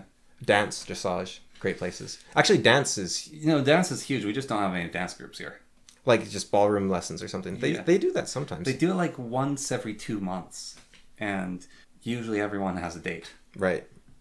But yeah, that's how my best friend met his wife, was through a dance group. Yeah, no. If we had more dance groups here, it'd probably be a better way to do it. They did 20s dancing. What's that called? Swing. Yeah. Yeah. Yeah. No. If we had more dance here, that would definitely be far more viable. But we literally don't, which is it kind of depressed me because I also just really enjoy dancing. Yeah, I don't know. And it just doesn't happen nearly as often as it could. Like even at high school, like in elementary, we had dances up until I was about grade 5. Then those dances stopped, and then my high school, like maybe I just didn't know about any of them socially, but like our own high school never held any dances my whole time I was there. It did every year I was there, I think. Yeah, like ours didn't hold any dances. Like I purposely looked for them. We didn't hold dances, and maybe it was the other high schools holding them, but I didn't know about it. Yeah, I think mine, when I was there, they did them all the time. Yeah. I never went. I kind of wish I did, actually, looking back, but the thing about that is I did have stuff to do. So, like I was seeing people, I just wasn't going to the dances. But dances can be fun. I think a community thing we have here is the actually, one of the things that our mom recommended me to do if I wanted to meet girls was join choir. Like community choir, because there's a lot of young women there. You have a really good singing voice, and they always need more men. Like you should join. Choir. Yeah, that's one way to do it. Yeah. But if your mum gives you advice like that, then you're... Maybe she knows what she's talking about. She probably does. She was a woman once, I hear. Yeah. Was looking. I've seen just a guy repeatedly in comments online. It's the same guy, so I know it's the same guy. Yeah. And he very, very clearly wants a girlfriend. Like he goes on and on about it all the time. Wherever I see him online, he's talking about his relationship status. Okay, no need to talk about my comments online. But the thing is, he has like women falling for him in the comments, and they're trying to talk to him. And the thing... Away, thought! No, he doesn't do that. It's just... it's goal fixation. You're so... He's so consumed with wanting a girlfriend. He's ignoring making friends. And nobody wants to be in a relationship with someone without friends because there's something wrong with that person, right? Yeah. And he's so fixated on having a girl, that's his entire life. And if your whole life is having a girlfriend, there's nothing... If you become that guy's girlfriend, there's nothing for you. Yeah. It's like, okay, I'm a girl. I'm his friend. I'm his girlfriend now. So what is your life? I want to share this with you. And it's like, well, it's finding a girlfriend. I found a girlfriend, so now my life's done. Yeah. And so interesting people are what you want. And so he gets people like, oh, you're tall. That's interesting. Tell me about yourself. And he goes, well, I really want a girlfriend, and I'd like if they do this and this and this. And it's like, he has so many, like, they're online things. So, you're probably not going to meet your wife in a comment section somewhere, right? It's possible. Yeah. These things happen. But she lives in Canada. He just has to say, yeah, I'm interested or something. Yeah. What do you mean just lives in Canada? I have a girlfriend. She's just lives in Canada. Yeah. I was like, we're in Canada. What's going on? I'm in Australia. Yeah, what's going on? Yeah, so I guess what I'm getting at is if you want a girlfriend, the thing to do is not deny that you want it, right? Because you what you want is what you want. But make your life worth sharing. Yeah, exactly. So focus on... Well, not even focus. Just do not abandon everything else for that. Yeah. No, very honestly not. But there might also be an aspect though of prioritizing. Yeah. I'm not sure. Like I've turned down some girls because I was hanging out with you before, and I've wondered now, looking back, like I think I still made the right choice, but I'm not sure. You know what they say, bros before hoes. Yeah, well, it's more of a like I made plans with you, Yeah. and then we had been doing stuff for like an hour or two, and they're like, "Hey, you want to do something?" It's like, "Nah, I'm busy with my brother." Yeah. Now, what you can obviously do is say, "Okay, how about tomorrow?" Yeah. Or in an hour or so. Yeah. Right. Like you don't have to just. It's not all or nothing. Yeah. But I don't think because I did once turn down a friend to go do something with my girlfriend after I'd made plans with a friend, and I just felt bad about it. I was like, no, that was not the right thing to do. And so I don't think that's what you should do. But you know, if you have plans to meet up with someone for an indeterminate amount of time, and an indeterminate amount of time has passed, and then someone else says, hey, you want to do something, I think normally I'd say no. I don't know. I don't think in the long run you'd be cultivating a sort of unloyalty in yourself, I think. And I don't think a girl would be interested. This is from like a sort of cynical, like Machiavellian point of view, but I don't think a girl would be interested in an unloyal person, right? And so it's like, no, you care about your friends, you made plans with them, you're still having fun with them, you do stuff with them still. I think that's... I want to go back before we lose track completely to the conversation about the thrombo and everything. So we were having that sort of discussion about how we both saw the view. Yeah. And that was a example of how all our conversations used to go, except worse. Like our conversations used to be worse than that. Yeah. When we were trying to discuss, hey, I feel wrong. Because growing up, as I sort of ranted a bit after, every time you tried to say, I need this, I need this, I need this. Someone else would say, but I need this. Or they'd say, no, you can't do that. Instead of, okay, we'll try to figure it out. It was always, no, when you have a place of your own, you can do that. No, when you have a place of your own. When you have a place of your own. I was watching Teal Swan, and she was saying, anger is the feeling of powerlessness. That's all it is. Yeah. It's exactly what it is. It's you feel powerless. And that's, yeah. And so huge amount of anger. I used to, and still have to some degree, anger problems. Just like punch walls and stuff. Yeah. Punch trees, all that sort of thing. Because when you're denied so many times... And the other thing is, if you express what you want to the wrong person, they use that... because whenever you say what you want, that's a weakness. Or that's not a weakness, it's a vulnerability. Yes. And whenever you express a vulnerability to the wrong person, which we had in our lives, I'd argue, they use that against you as a weapon, and they turn it into a weakness. Yeah. They take your vulnerability and turn it into a weakness, and they use it against you. And then you don't ask for things. And then you learn not to ask for things. And every time you slip up, you're reminded. Because either you'll be told, when you have a place of your own, you can do that, or you'll be told, no, you can't handle this, or no, or you'll be, or it'll be like, next time you try to bring it up, it's like, maybe they'll do it for you, and then they'll say, well, you said you wanted this. It's like, well, I didn't know, and I'm changing my mind. It's like, you said you wanted this, and now you're doing this. And I've said on the podcast before, I used to think that way when I was like 2. I used to be like, no, you're not allowed to change your mind. But I'm not 2 well, I guess I would have been 5, but I was the 2-year-old who changed his mind. But I'm not 5 anymore, right? Or 6.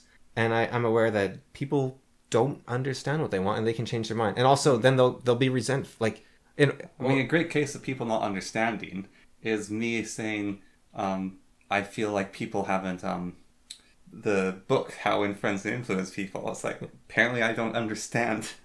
Yeah. Well, and I don't think a lot of people did. I think a different sort of mindset, right? Yeah.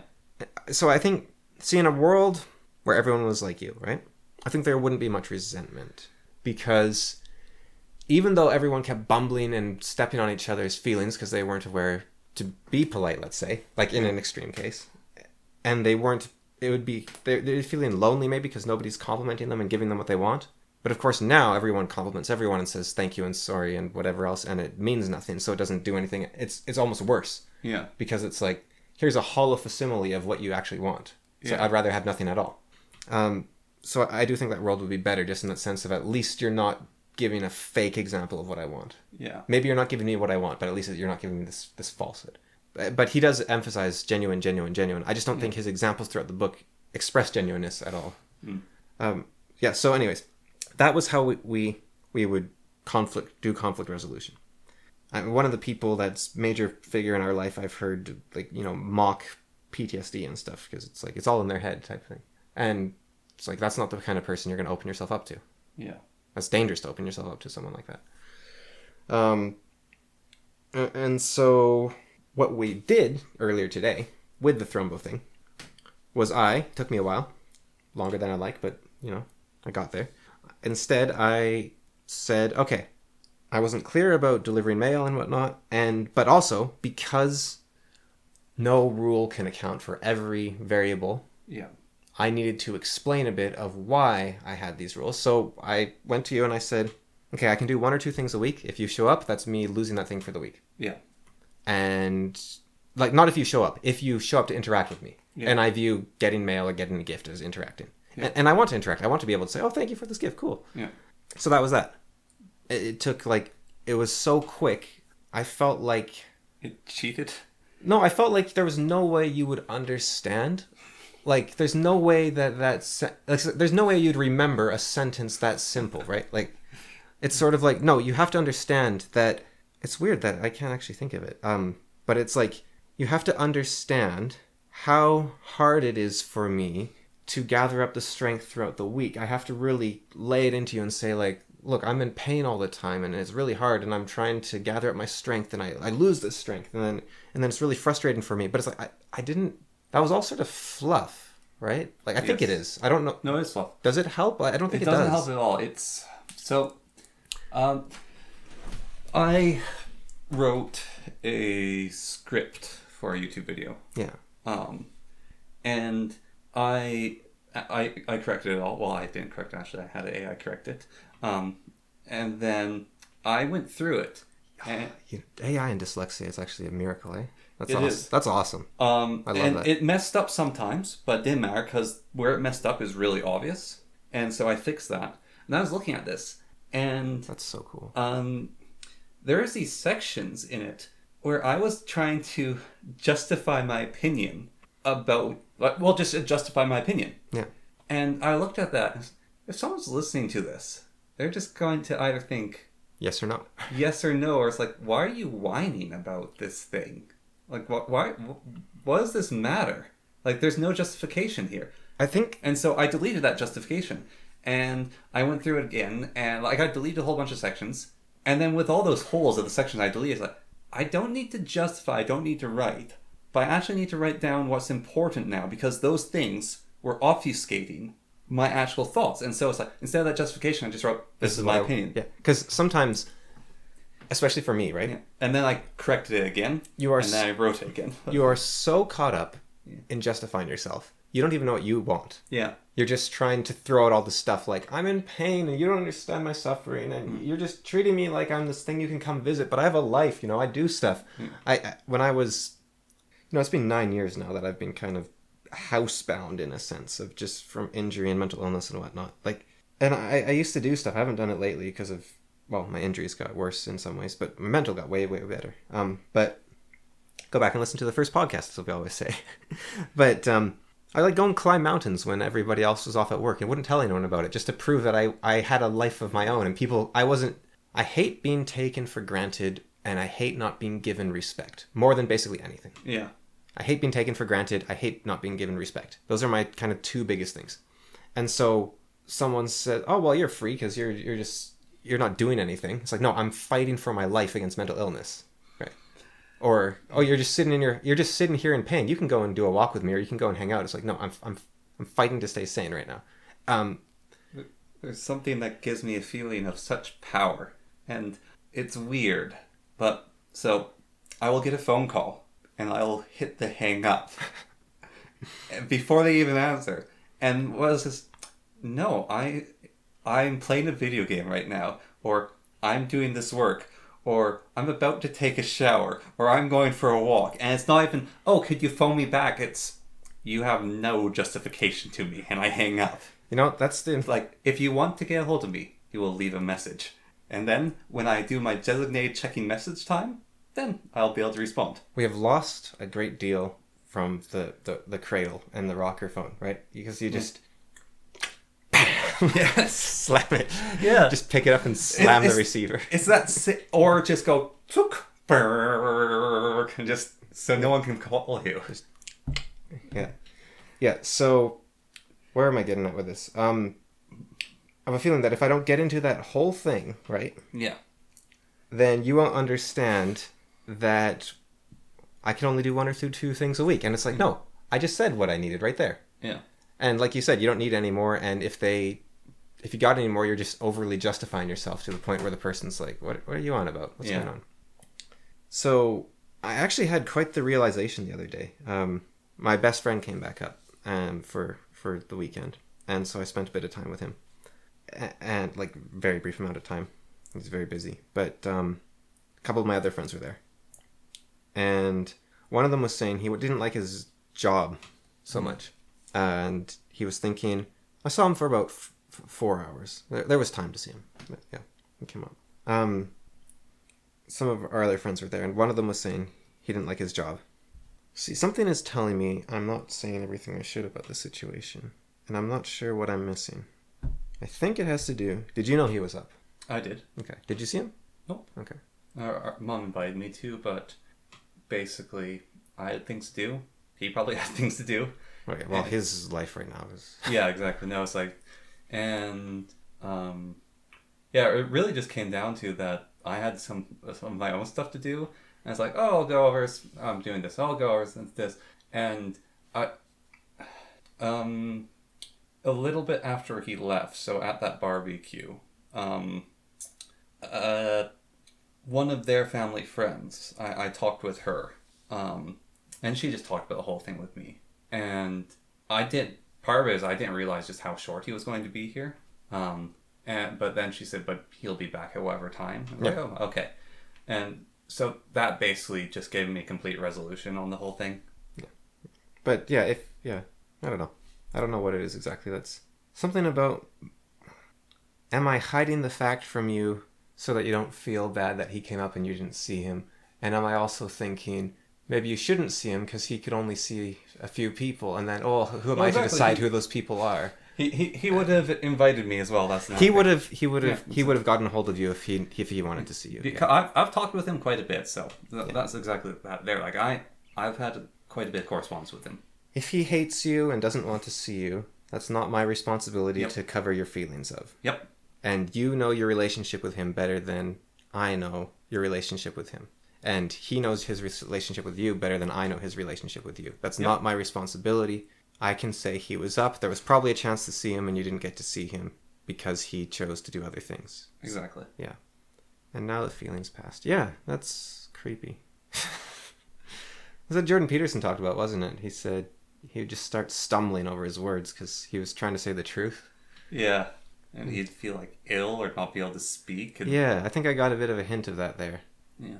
Because I think I was trying to avoid mentioning that there may have been a window to see him in if he had wanted to see you, but I wasn't sure if he wanted to see you or not, and if you had wanted to see him or not. And yeah, that's not my responsibility to decide what happens. Yeah. Yeah. In fact, it's taking agency away from you and him. Yeah. Weird. I think that's just cowardice, right? That's not because you can viscerally feel the wrongness. Yeah, there are many forms that cowardice takes. Because it might have upset you, right? Yeah. It might have. But that's one of those schemas. It's okay to upset other people. It is. Also, I'm fairly hard to upset. Yeah. But even then, it's okay to upset other people. Yeah. It is. It doesn't mean you'd like it, and maybe if I upset you enough, you wouldn't want to be around me anymore. But if that was the price of me being truthful and honest, then that's the price. Yes. And better for the both of us. Yeah. Because who wants to hang around a liar who's hiding themselves and... Yeah, I wrote God, I sound like a wine mom or something. I wrote down a little list of things I want to be. Yeah. And I have it on my wall, and I read it every morning. And I have be honest and be true both on there because they cover very different things, even though they seem... Honesty is more than just the truth. It's like speaking up when you need to speak up, maybe. Yeah. Yeah. Okay. And being true is terrifying. So my friend was up. Yeah. And other friends of ours were up. And it was a very complicated interaction for me. And I still haven't digested it fully because, I've barely seen him in 8 years. And he met a girl. He got married. He had a kid. He graduated from school. He bought a house, all without me being there. And friendships are based on shared experiences. Yeah. And someone that's been your best friend for 20 years, and then you miss 8 years of some of the most important 8 years of their life with them, makes your relationship kind of weird. Yeah. I don't like reunions. I like spending time with people that I haven't seen in a long time, but reunions are always, it's like you're in this endless cycle of catching up. It's weird. We had some good talks in there too, but it was, and then also people I haven't seen in like a year or two because of my injury, and I saw them, and it's sort of like, oh no, now they're gonna think that they can spend time with me, or they'll feel bad because now I'm revealing myself that I have the capability to spend time with people, and so Vampires come out of the crypt. And so from his long torpor. And so now they think I'm better, and I'll have to start seeing them more and more, and I'll have to start scheduling more and more stuff with them, right? Yeah. So there's that sort of weird feeling there. And I talked to them, I said, yeah, I'm not really up to much. And like, yeah, we get it. I don't understand. Why are you so nice? Why are you people so reasonable and human? Because I'm not the central fixture of their life. Yeah. Right? Like, that's the thing. It's like, you're not destroying that person's life by not seeing them. They've got a life. Yeah. They're doing other stuff. And there's two forms to that. It's interesting. I'm going to say negative and positive here, not as in good and bad, but as really negative and positive of psychological sense. Yeah. So you took the negative aspect of this feeling of them not being there. Yeah. Of you not being in their lives is impacting them. Well, it's more like, it's just like, I feel this gap. Yeah. So oh, but no. With my best friend, it's a different story with my best friend and the friends. With my best friend, it's this like, there's this weird gap between us that it's not, I don't think it's a bad thing exactly. But with my other two friends that were there, it's more of a, oh great, now they'll have expectations of me. But sorry, what you're talking about before is they have their own lives. Yes. So, but and you don't need to be in them. Yeah. So their expectation, they don't have expectations of me to make myself suffer for their sake. Yeah. So that's negative aspected. Yeah. The positive aspect, and this is not positive at all, is the I'm not the most important thing in their life. Yeah. And that destroys you in a different way. Yeah, well, it's solipsistic either way, really. It's so that's why I'm saying like positive. Yeah. Neither are good, but it's just you have the negative aspect of that. And the thing, I guess, like whenever we meet up, they're always like, "Have you heard from X friend? I haven't talked to him in ages." Because it's funny. Maybe this is I don't know what you call it, puffing up myself or something. But of all of us that sort of podged together over the few years after high school and whatnot, 3 of us have stopped using social media and basically don't talk to anyone. And like everything, I don't know about myself because I'm obviously there if I can hear, but every time we all get together, it's like, have you heard from so-and-so? I can't get a hold of them. But the thing about at least the other 2 guys, they're really awesome guys. Yeah. Like, they're the kind of guys that you just love to pieces. And it could be, this might be pushing it too far, but it could be we're so great because... Or no, our greatness allowed us to figure out social media is a mess. Like, or I don't know. There might be a correlation between wanting to see someone and them not using social media. If that makes sense at all.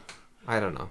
The most elusive fruit is the most desired. And that correlation could simply be you want to see people you can't see normally. Yeah, it could be as simple as that. I don't know. I think that's a bit too arrogant, actually. Yeah. No, I don't think that's good. Anyways, so I was talking to this friend. Job. And he was saying he's not that interested in his job right now. And he's thinking he wants to just go to a steady 9-to-5 government job, you know? And I was saying, I dreamed to have a steady 9-to-5 government job. I love that. He's like, well, you know, the government has this page. You just give them a bunch of your information, and it goes into a pool. And then when they need someone that has your sort of match of qualifications, they just call you up, and you got a job with them. You know, he's telling me this information like, oh, this is how you get a job, right? And so for the past, 8-9 years, I feel like, and like I said, my friends are better people than this, and my family, but I feel like I've been looked down upon. Like, why is this guy so lazy? Why isn't he getting a job? Why isn't he doing this? Why isn't he doing this? Why isn't he doing this, right? That's how I feel people are looking at me, even though if you asked all of them, they probably wouldn't say they were. Because they're liars. No, because I don't think they are exactly. I don't think most of them are. I think I get a lot of these sort of pitying looks of like, he's so messed up he can't even look for a job or something. Like, I don't know. I could be misreading those as well, right? But nobody's said it to my like. Some people have said you need to get a job and you just need to get out of the house. Get a job that'll get you back on your feet. That sort of thing. People have said that to me. So people do say it to me, right? So I've been getting this for 8 years. 8 or 9 years. And then this friend said this thing about, well, you just gotta go into this pool, and then like he's giving me this hot tip, right? Yeah. It's like, I've been in that pool for 8 years. I've never gotten a single email from them. I'm not talking about interviews. I've never gotten contact back from them. Yeah. Except to say that, like, oh yeah, this is your email, it worked, you're in the pool. Yeah. And it's sort of a revelation for me that, I don't know, they're not better than me. They just got lucky. Or I got unlucky, or it's not to say I'm better, they're worse. It's more of a... People are different. But it's not even people are different. It's like I'm not a failure. It's just sometimes the system, things slip through the cracks. Yeah. So when I restarted Tears of the Kingdom, and I was doing the Sky Island. Yeah. If Ayanuma had seen my first playthrough of the Sky Island, I'm saying this with seriousness, I think he would have delayed the release of the game. Because playing the Sky Island again, I somehow took the absolute worst possible path through everything. Like, unbelievably bad. So the things I learned in my second playthrough, there's a ghost all over the island that talks to you. Yeah. There's caves with likes in them that you fight. Yeah. There is a path to get you from shrine to shrine. There is a robot that gives you a vial that gives you like an energy flask when you leave one of the shrines. There is an order to go to the shrines so that you can complete the other shrines. The lake with the constant strong wind blowing is not meant to be a really annoying obstacle. You're meant to do it in the opposite order, and the wind blows you across the lake. The mountain. You know how we were talking about how I said there was like this ice wall and I had to make this ridiculously long bridge to climb up it? And you said, oh, I did that and it was fun. We were talking about two different ice walls. I found the one you were talking about. Oh. So there's like this, you go through a cave, there's a lake, you climb up, you go around, you go up, you learn how to use the mine carts, you go up. And then you get to the top, and there's like this ice wall, and you can either get up that ice wall, they have an axe next to some trees, you can cut down those trees. There's a little forest. Yeah, you can cut down those trees, and you can make a little ladder-like thing and get up there. Or you can hop off the cliff there, and then go under the waterfall nearby, and then there's a path you can climb up. Yeah. That is not the path I took. So, I went from the first shrine, which is the one where you get the glue power, to the Ascension Shrine. I did not go to the item making shrine next, which is like kind of directly in your path. Yeah. Instead, I was running and jumping between Sky Islands, dying repeatedly as I fell, and then like very frustratingly like trying to navigate this really annoying level design. And then I came to this lake that killed, like this river that killed you because it was so cold if you went into it. Yeah. And I barely managed to get through that. And there's like no interest, no enemies, no anything. It's just this empty world basically. Get across the lake, and I'm going up this long snowy path. There's not even really any spicy peppers to keep you warm, so it's just this sort of nightmare. I was just eating food to stay alive, basically. And I come to a camp with some spicy peppers, make those, eat those. And then there's this ice wall that's like 80 feet tall, and there's not any trees around. So I went back the whole way I'd come and started collecting the scraggly trees as I went, gluing them together and carrying that glued together thing with me as I found scraggly tree after scraggly tree, until I had this ridiculously long thing that I leaned against this ice cliff. And then I climbed up that, and I ended up, there's like this sort of bonus area near the final shrine with a couple archers on it. They shoot me and kill me and knock me off. And so then I go again, and I find that waterfall with the cliff, and I climb up that cliff. And I get there. And then, from there, I have to get back to the item fusing shrine, but now the wind's against you in every direction. And so I try to fly back, basically. Yeah. And I keep dying as I try to fly back, and then I get stranded on an island with this huge gap, so I have to walk all the way back around the island and get back to the Temple of Time. Yeah. Also, I was playing in 240p resolution, and so I thought, man, the game looks so much worse. Like the resolution's, like everything's blurry, it's hard to see, all the light is smeary, and the text is hard to read. That's because I was playing in 240p resolution, so my screen was like one big pixel, basically. Yeah. Because my HDMI cable was fritzing up. And, well, I was in pain, which wasn't helping, and I started getting tunnel vision because it was so frustrating to do anything, because there's all these obstacles in my way. And there was more. All those little details, like the go back button when you use the Ascension power, that doesn't show up if you're playing in pro mode. And the wiggle button to unstick things doesn't show up. Yeah. So, there's all these really clever things to teach you how to play the game naturally, scared about the world. Yeah. So, for example, in the glue shrine, one of the objects you need to get across the gap is glued to the wall, so you can't get it. So you can't get across unless you unglue it. Yeah. So it teaches you have to learn how to use the wiggle power, right? Yeah. That is not what I did to get it free. I battered it for about 5 minutes until the physics spazzed out and it was moving so fast that the connection snapped. And so I thought the only way to disconnect stuff was to break the physics and cause it to spaz out.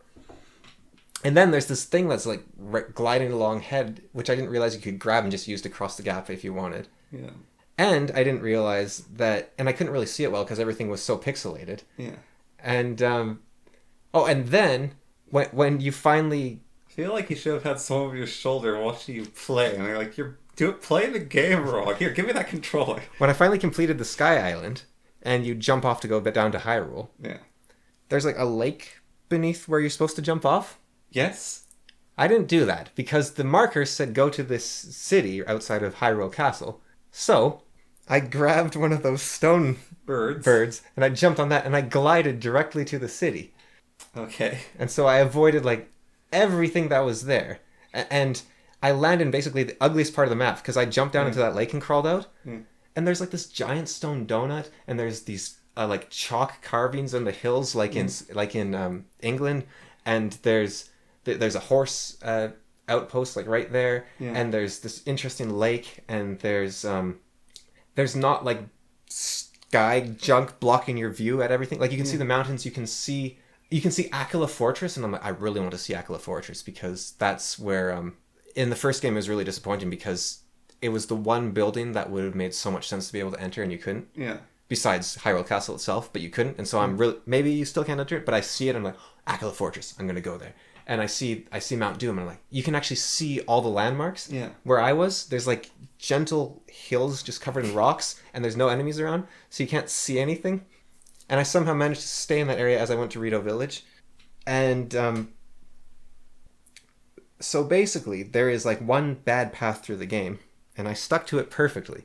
And by just replaying it and not really doing anything, like I didn't need to not be in pro mode. I could have still been in pro mode. I still could have been avoiding fast traveling. Yeah. And I would have had a great experience if I had followed the proper path, in quotation marks. And I didn't follow the proper path at all the first time round. Like I didn't...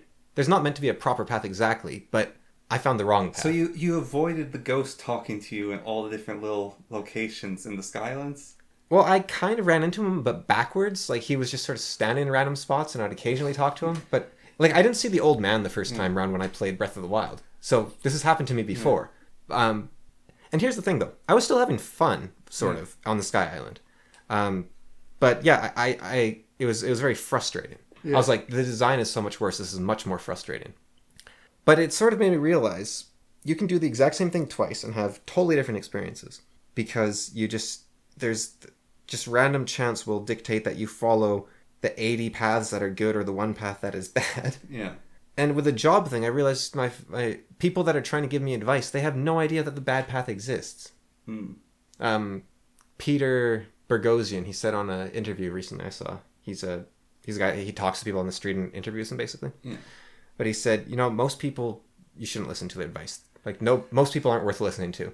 Yeah. Except that's nothing against other people. It's just nobody has any idea about your life, right? Yeah. And that's why unsolicited advice is so bad. Yeah. Because it's like, people go to me and they're like, you got injured hand. Have you tried seeing a doctor or physiotherapist? I was like, oh, no. I've just been in pain for 3 years, just sitting here. Nope, I haven't tried anything. No, wow, what a fool I am. Thank you. But, so when he says, oh yeah, you want a government job, just throw your name in the pool. It's like, I've been in the pool for 8 years and heard nothing. So when people are looking at me and they're like, even let's say they're being like demeaning to me, right? They're saying like, oh, you're so lazy, you're not going for a job. Mm-hmm. Even then I feel less bad because it's like, because sometimes I wonder, am I lazy? Am I bad? But it's like, no, most people have no idea what they're talking about when it comes to no one has any clue what they're talking about when it comes to your life. Yeah. And the fact that their life is working out for them in this area at this time is random chance. It's just things happen to work out for them and they think that'll work for you. And it would 99% of the time. But instead, you have me trying to cobble together the few trees I can find into something that actually works. Yeah. It was sort of, I always like to say, life is a metaphor for life. And you can sort of take these things. I'm going to solicit some advice from you. You're going to ask me for advice? Yes. Okay. I meant to ask our mom as well. Flossing has no No, it's in... scientific study behind it backing its efficacy. Really? Yeah. That doesn't mean it's bad. Yeah. It doesn't mean it isn't good. So, you're saying that you can only have 2 interactions in a week. Yeah. So, with my job, I maybe work on average for about 20 hours a week. And I find that exhausting. Right. So I go to, on average, 3 different houses in a week. And then that takes about 2 hours per house, plus driving. It's about 3 hours per house. Yeah. And then I have to put their file together. And that, like, just the average, that takes another 3 hours. Yeah. So 6 hours, 6 hours, 6 hours is 18 hours. And then there's all the little fluff in between of booking new appointments, attending meetings, doing all that. So that's 20 hours a week. Yeah. And I feel like that's the edge of what I can do. Okay. And for a week, I was doing 4 places in a week. And I was finding that immensely tiring, doing 4 places like that. That was horrible for me. And I almost want to go back to only doing 2 houses in a week. But I mean, there's the reality of the amount of money I make at doing that and such things. And I've had people, like, they say, like, oh, you get paid this much? Like, I would work for like 40 hours a week. I mean, reality is I actually can't do that just because of the amount of available work here. Yeah. But I can move, and I would definitely be able to get that work elsewhere in Canada. Yeah. But I was thinking, like, even with this, I quit doing YouTube the way I was doing it. Yeah. And for a long period along that quitting, I wasn't doing any work on YouTube, because that was always sort of like the excuse I had in my mind is, well, I'm also doing YouTube, so that's really tiring. And I realized that, well, part of what I realized is you're actually, like, why what you're doing sucks so much more than, like, you weren't doing nearly as good as you could because of just how tired you were. But it's the work itself that's making you so tired. And, like, the YouTube's actually not all that tiring. It's just the least I could do, I was doing. And that wasn't right. And so I've gotten stuck in this cycle of, like, am I really lazy? Like, why can't I work more? Like, so many other people work more than I do, and they can manage to live sane. And I live alone. I wake up, I laze around a whole bunch, I do my work, and then, like, I just feel destroyed by it. Like not, it's not a bad thing, but it's like, yeah, I've done a day of work. That's all I could do, and Well, it's really hard to say, right? Because you're the one that knows what you're doing the best. Mm-hmm.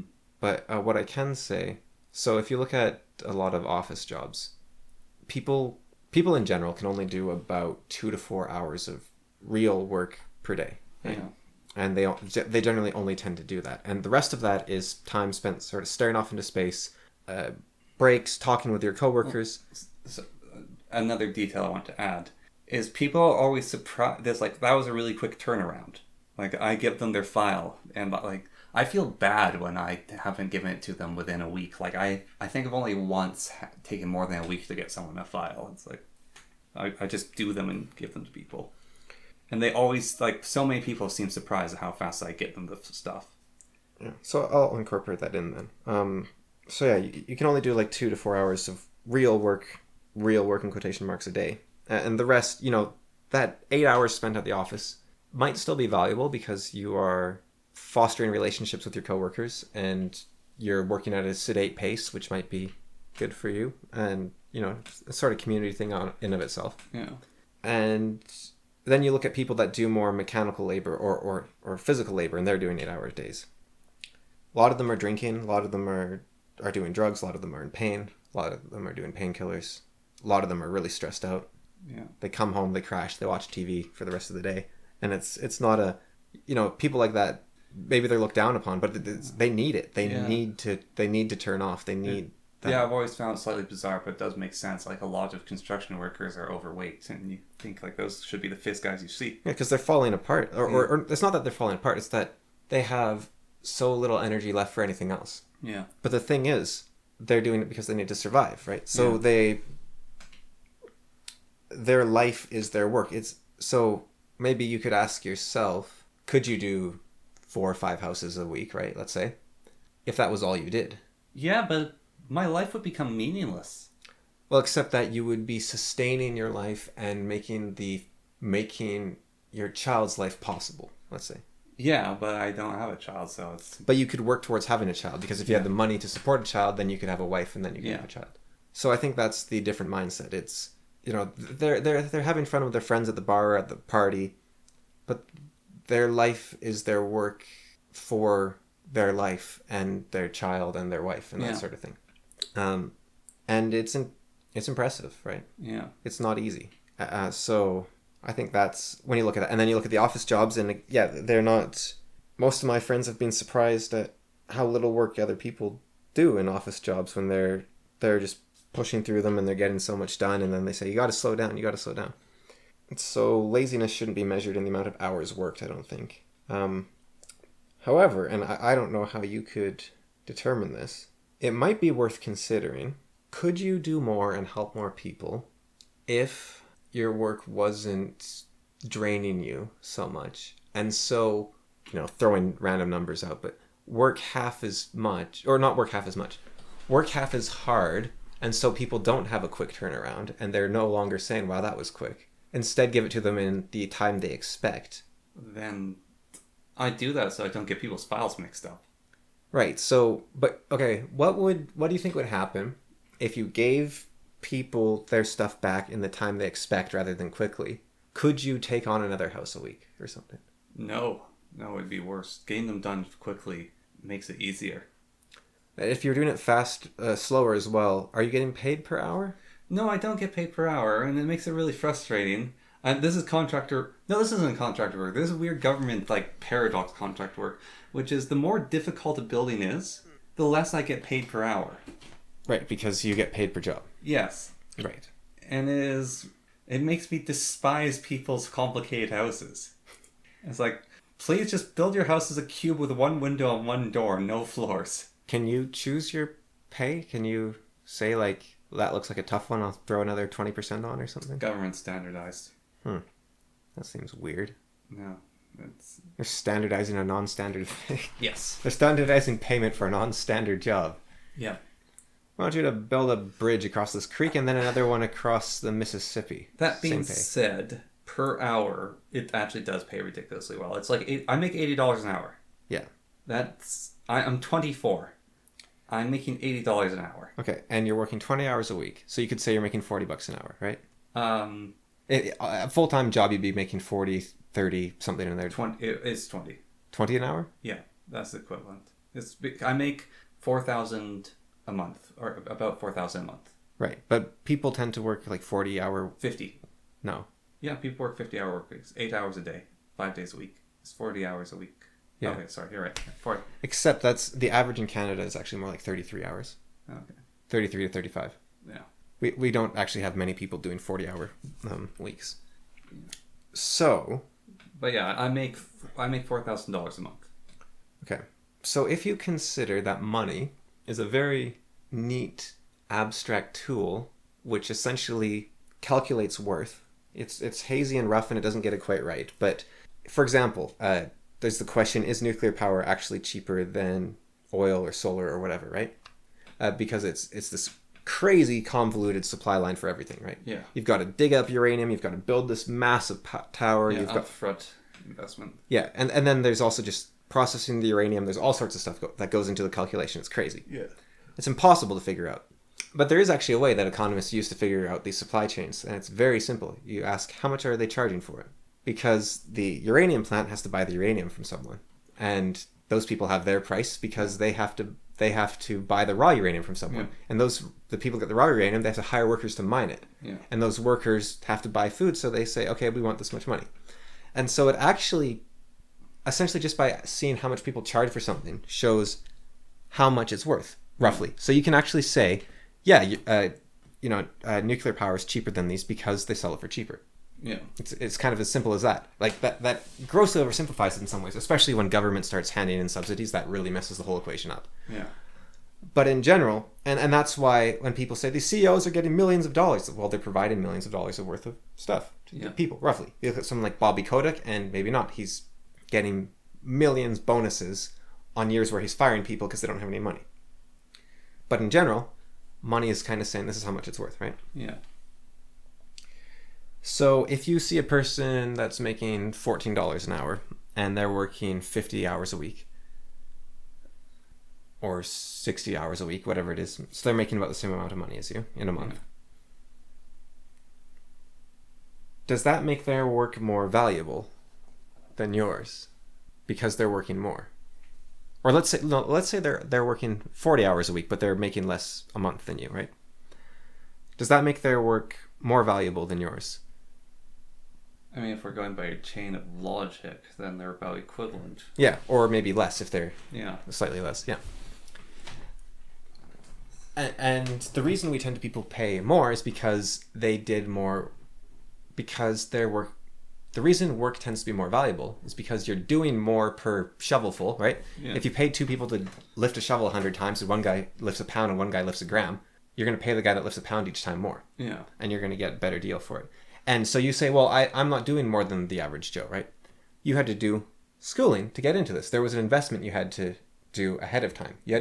You were working before you started getting paid. Yeah. So this is very crude, right? Calculation, right? But it's someone is valuing your work as equivalent and not lazy. Yeah. Even if that's not you. Yeah. And well, I think there's a funny thing, which is, I mean, $20 an hour is pretty good for someone my age right now in Canada. Was.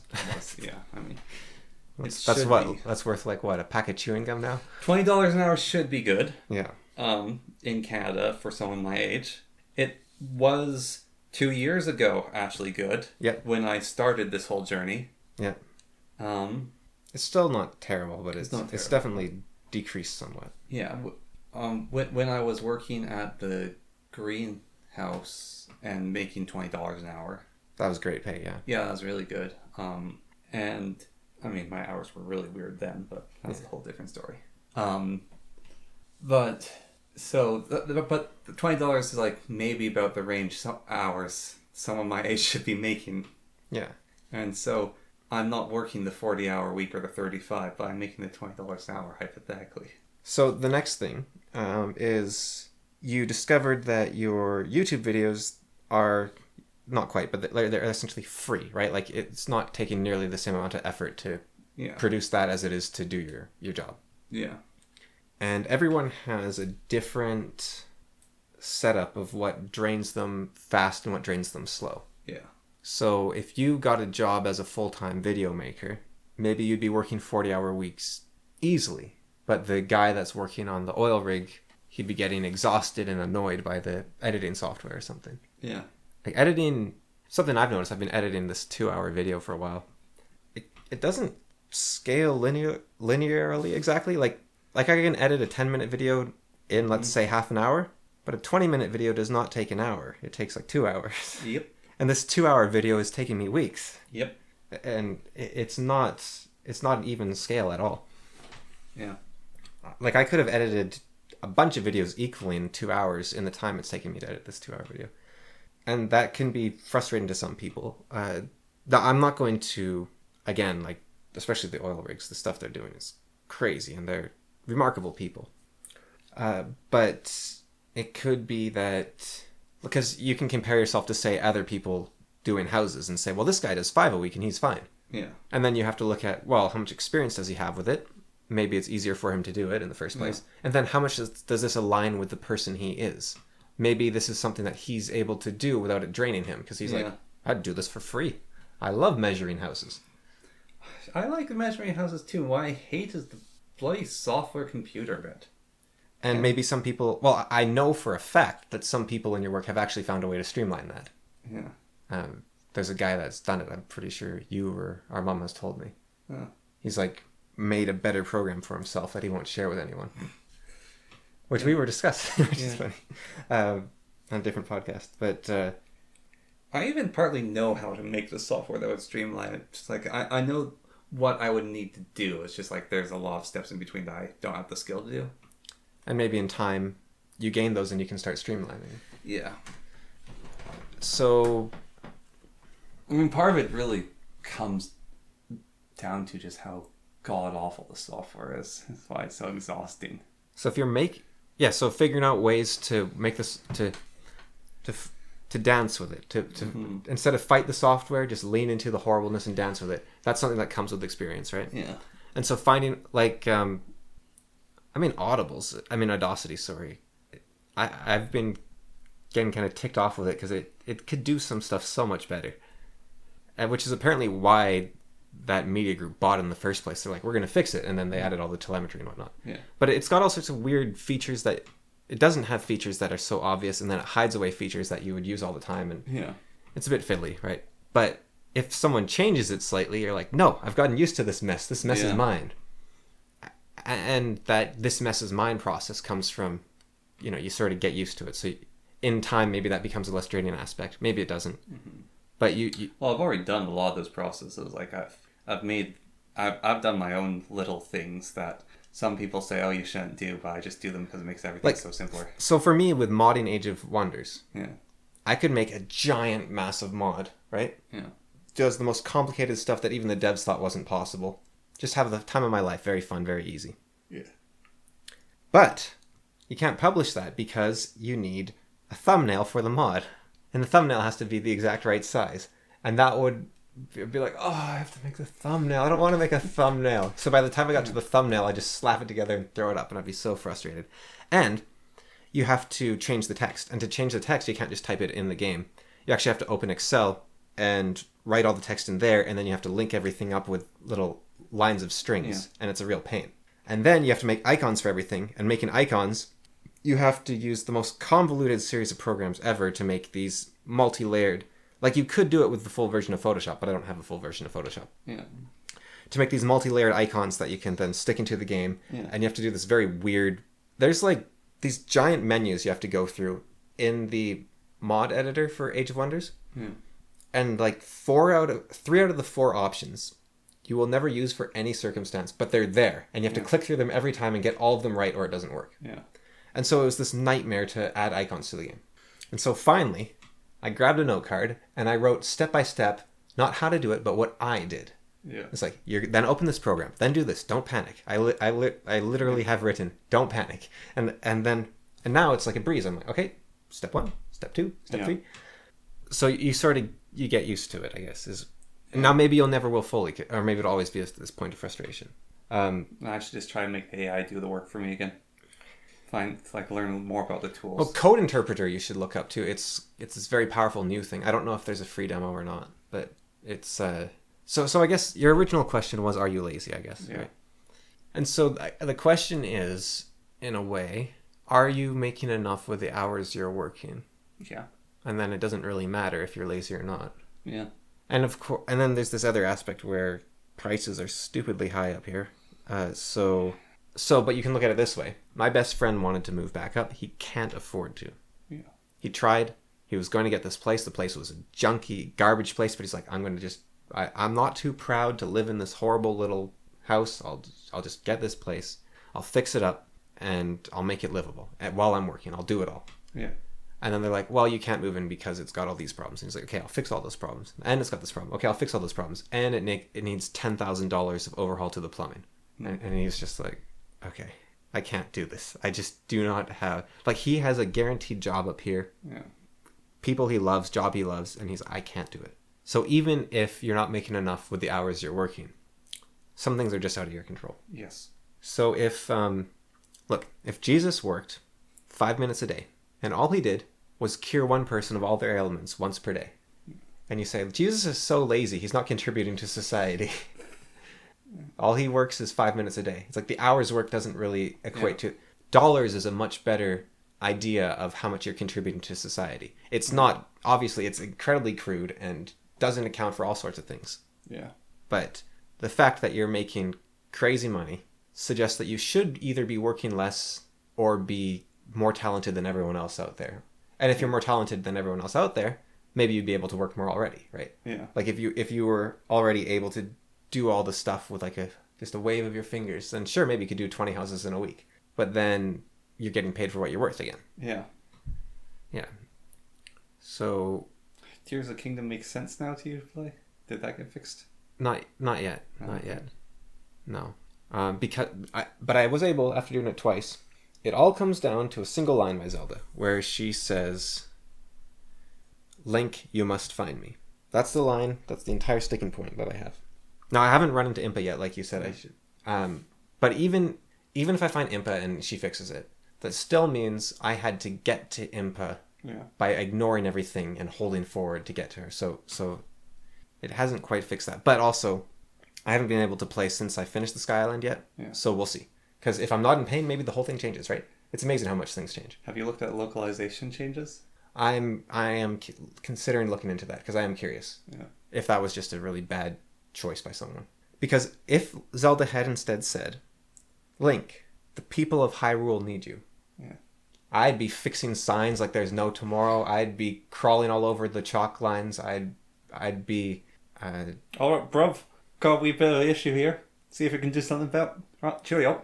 Yeah, if they were like, "Hey, I lost my favorite pebble in this pile of pebbles," I'd be like, "Oh yeah, Link, because Zelda told me I need to help out the people. I'm helping out the people." That like a single line change, and it would change. Even you want to save Hyrule? No, the people of Hyrule need you. Oh, okay. If that was the line, it would change the entire game for me, and I would love it. I would absolutely love it, every fiber of my being. And like I said, I'm in pain right now. Can't play right now. We'll see. Yeah. Just need to mod the game and destroy your Switch's coding. Well, a mod that did that would be amazing. I think, but I don't know because maybe I'm like I haven't seen Impa yet, right? So maybe I'm missing something. Yeah. I've noticed a lot. The second time round, I noticed a lot of really weird things. For instance, which actually led me to a kind of weird conclusion, which I don't know if it's right at all. But when you go to Ganon, he says, "Rauru thought you two would be able to stop me," and the Rauru is the goat ghost that's holding him pinned. Yeah. But the first time you meet Rauru is when he wakes you up after giving you his arm. And then, when you finally get through the doors of the Temple of Time, and you put the sword in the glowing light, the backwards in time sound effect plays. So you're sending the sword back in time. Yeah.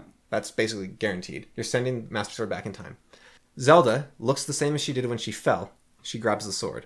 She is standing on the ground. There's cliffs and trees around her. But you are in the sky when you hand it to her. Yeah. Rauru, when you talk to him, says, "In my day, this place wasn't in the sky, it was on the ground." Zelda is in a time when the Zonai ruins were on the ground. Yeah. And Zelda and the Ghost Man hung out a bunch. As he says, "Zelda told me so much about you, you're exactly as she said you were." Yeah. Also, as far as I can tell throughout both of the games, Link is the only person that sees ghosts. Really? I don't think anyone else ever sees them. Huh. Which leads me to believe he was probably alive when he was talking to Zelda. Which makes me think Zelda and him are back, like they are actually the founders of the Hyrule Dynasty, basically. Or something along that line. Yeah. Or they at least have this alliance. Yeah. Way, way, way, way back before the events of the first game, even. And then the other weirdness is he's super calm. He's like, "Oh yeah, check this out. Oh, I love this view. You want to come and sit with me?" Like he's not being like, hurry, Zelda needs you, right? Yeah. He's like, "Oh, this is cool. Oh, if you go to these shrines that I've infused with my power all around the world." Yeah. Those shrines were all made by him, which is kind of impressive. The whole Sheikah did the shrines last game, but now it's just one dude. Rauru would be powerful. He's like, "Okay, just head around to the shrines and you'll get your power back." He's super chill. Zelda hands you that glowing golden light, and that gives you the back in time power. Yeah. And her hair's super long, and she's wearing like white robes. She's not wearing her adventure outfit. Yeah. But when you look at her going back in time, when she gets the sword from you, she is, and also she is with short hair and everything. Oh, okay. So those are two different Zelda timeline-y things. She's super calm when she's giving you the power. When she grabs the sword, she doesn't look frightened. She looks sad. She grabs it and she's like, "Oh, good." And then she like holds it and she Like, kind of like this, oh yeah, my memory of Link sort of thing. Or like this connection to Link. Yeah. She doesn't look like she's like, oh no, I'm in danger. Yeah. And you can't save her if she is in danger because she's like 100,000 years in the past anyways. Yeah. And then, so that happens. Everything's all calm and peaceful. The flashback ends. She doesn't actually talk during that whole thing. I thought she had said you must find me when she's back in time. She doesn't. The whole thing, she says nothing. Yeah. When you see her little ghost thing, she says nothing. When you see her ghost at Hyrule Castle, she says nothing. It's only after the flashback ends you get jump scared by a dragon. Well, no, the dragon doesn't even interact with you. I thought it had like jumped in your face. No, it just destroys the veil between the heavens and the earth. Yeah. Like Farosh does when he goes to the heavens in the first game. I'm kind of curious if Farosh is still around actually, but so he destroys that. So the dragon doesn't actually interact with you. And then you look out to this corrupted castle and you hear, Link, you must find me. And it kind of makes me wonder if it's Zelda at all talking to you. Hmm. Because also the blood moon really makes you wonder. Is that Zelda? Instead of a Dark Lord, you'd have a queen as beautiful and terrible as the sea. Yeah, I'm kind of, like I said last time, I have this sort of Ganondorf is impersonating Zelda theory. And I'm kind of wondering. That was the other thing. When she gives you the power, Rauru says to you much later, just before you go and send the Master Sword back in time. He says, what you saw wasn't Zelda. It was some sort of thing that's even beyond my knowing, an echo of her. So all the sightings of her are echoes. Yeah. So that's someplace she has been, but it's not where she is. Yeah. And so that's all very intriguing. It's like, okay, so she's not in danger at those spots. That's just a memory of what she was doing in the past. It's like setting up what she needs to do, probably to restore the Master Sword for you in the future or something like that, I imagine. Or the last event she did before she died, or whatever it might be. And that's a really cool plot. But then she says, you must find me. And that's totally at odds with the calmness of everything else, and also the interesting echoes and all that. Like, everything's an echo. Yeah. And she doesn't talk to you, and she's calm and she's peaceful. And then she's like, you must find me. And that's kind of weird. But the problem is, even if that is Ganondorf deceiving you, I can't imagine why he would want you to rush around looking for her.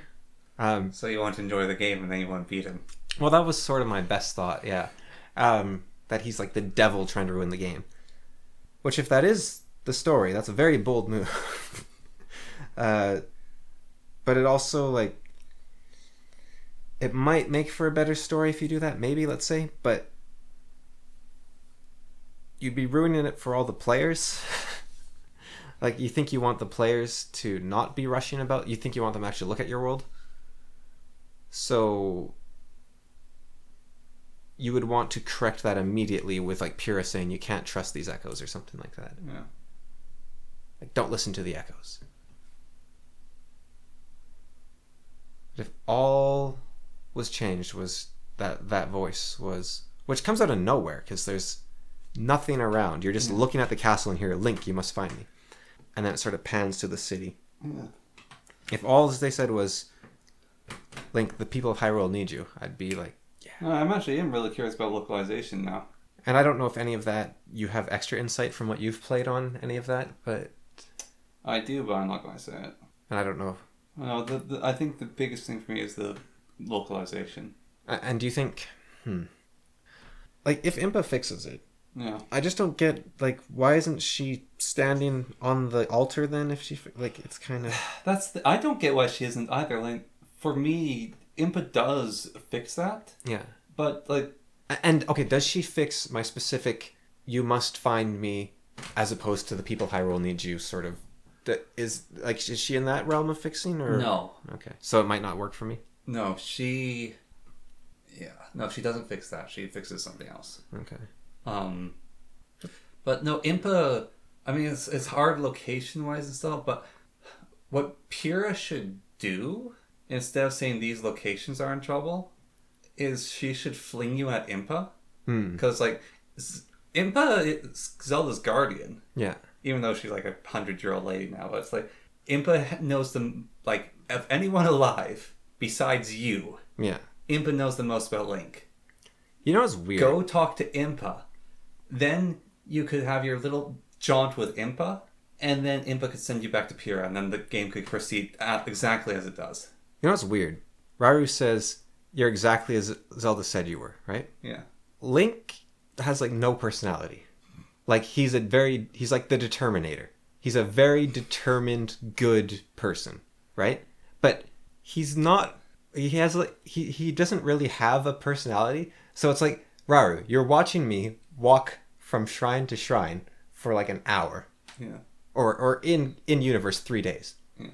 What did Zelda tell you about me? Like, what exactly would she have said? Like, Link likes cooking and climbing things. There's a short I saw, which is, so Zelda's there, and she's holding a gun. Yeah. It's like, I don't know which one of you to shoot. Say something only Link would say. You all look so alike. And so there's Link, there's Toon Link, and there's Kirby with a Link hat. And Link goes, ha! And then Toon Link goes, oh, and then Kirby goes, Poyu! And so she shoots real Link and leaves Kirby alone. And I was just like, that's such a perfect expression. But, like, he doesn't really have like, what did Zelda say? Like, oh yeah, my bodyguard Link, he'll Eat everything. he'll eat and climb everything. And he'll, like, shove his face in it. He's got this really weird curiosity. So Rauru sees you, like, cooking up some bomb flowers with some insects, and he's like, he's exactly as Zelda told me he would be. Yeah. And, like, sees him cutting down a tree, and then taking that tree and cooking it, and then eating the cooked bar. Yeah. It's like, yep, that's exactly what Zelda said. And if you're right, and Link and Zelda are a bit of an item, like, back off, goat man. Why has he got this special connection with Zelda? I think Link's personality... It's not even like a Skyrim where you get to choose the personality. It's like, he doesn't have one. I think he has more of a personality in the second game than he does in the third. But holy cow, you have to read in between the lines to see his personality. Like, I'm just thinking about all the things of his personality that I think about. Even in the first game is a bit there, but it's definitely more in the second game. In the Breath of the Wild series. Yeah. Okay, I was like, wait, he's in the apocalypse in the first game. What? No, if you want the Link with the most personality, it's the Twilight Princess Link. Yeah, definitely. Or maybe Skyward Sword. Yeah, but the Breath of the Wild Link, the Breath of the Wild Link in the second game, he definitely has more personality than the first one. In Wind Waker, he doesn't have the Triforce of Courage. Hmm. He goes out and forcibly takes all the pieces for himself and makes it and takes it for himself. Yeah. So that's that's like a sort of personality thing there. In Ocarina of Time, he's the boy in the village that's different. Yeah. But it's like Breath of the Wild Link, right? He's this great guy. He goes around helping people. But it's like, what do you... There's just static in between his ears. What do you tell people about him? Like, Matt, like, okay, let's say Link. I see him, he's this very stoic character. He's got some very deep thoughts. He's a quiet guy with deep thoughts, right? But there's not much to tell someone, like, oh yeah, Link doesn't speak much. Oh yes, he's exactly as she said you'd be. Wonderful. Well, even the memories that the champions have when they interact with Link, there is a bit of a, like, he's a bit of a person when he interacts with those in the memories. Yeah, I looked that up, the whole Mifla being his fiancée thing. Yeah. And yeah, so in Ocarina of Time, the fish lady gives him an engagement ring. Yeah. Which she was given as a child and told only give this to someone very special. And Yeah. so she gives it to Link when she's like 8. It's the gem of water that you need to open up the Temple of Time. Yeah. And so it probably is a callback to that. Yeah. But the lines are very... So I was reading some discussions about this, and the lines are very romantic with her. And there is a barkeeper in the village of the fish people that says, I made Link choose between me and her, and well, we all know who he chose. Yeah. So it does sound like he did pick her.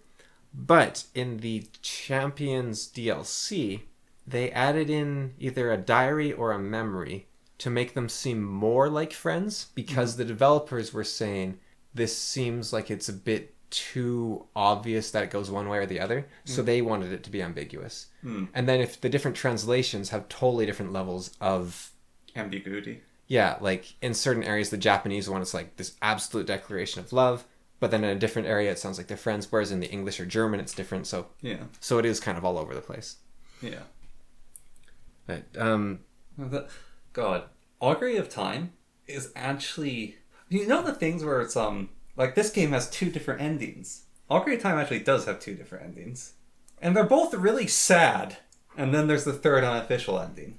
But if like all the sages basically die, like when they're in sage form, they can't interact with the world anymore. And so like they're all talking to Link in their sage form, and like, all right, so there's his best friend, which is the green-haired girl, and she's basically gone forever. And then there's the person he's supposedly engaged to, and she's gone. And then there's the Goron, who's like his teacher, and he disappears. Like all these important people just. if you kill Ganon as adult Link, does that mean everyone's still zombies and dead? Only the survivors in the outlying villages made it. So if you go to the village, which the Sheikah protect, a lot of the people who were in the town of Hyrule are actually in that village. Right. But there's all these zombies walking. Yeah, so there's more. So some of them don't make it. There's. I remember there's a chart saying which zombie's which person and who survived. Well, that was, I've got to say, like the like from Tears of the Kingdom, absolutely terrifying. And What's the like? it's, well, in most of the games it's this disgusting pillar of sludge that eats your shield. But in this game, it's like this giant worm. Oh, the mouth that comes down and has the eyeball that pops out. Yeah, and, yeah. So it's like this giant worm. Yeah, they still eat your shield. Okay. There was actually a hack that people did. So when items' durabilities were running out, what you could do is you could literally feed the item to the like, and then you kill it and it'd vomit them out again, and then it had for full durability. So if you had like you can combine items to make it so they have like 999 attack or higher. Mm. And so people would basically have these super items. And it's like, oh, its durability is getting low, to a like, and then just like, then spit out, and then you get your item back. Right.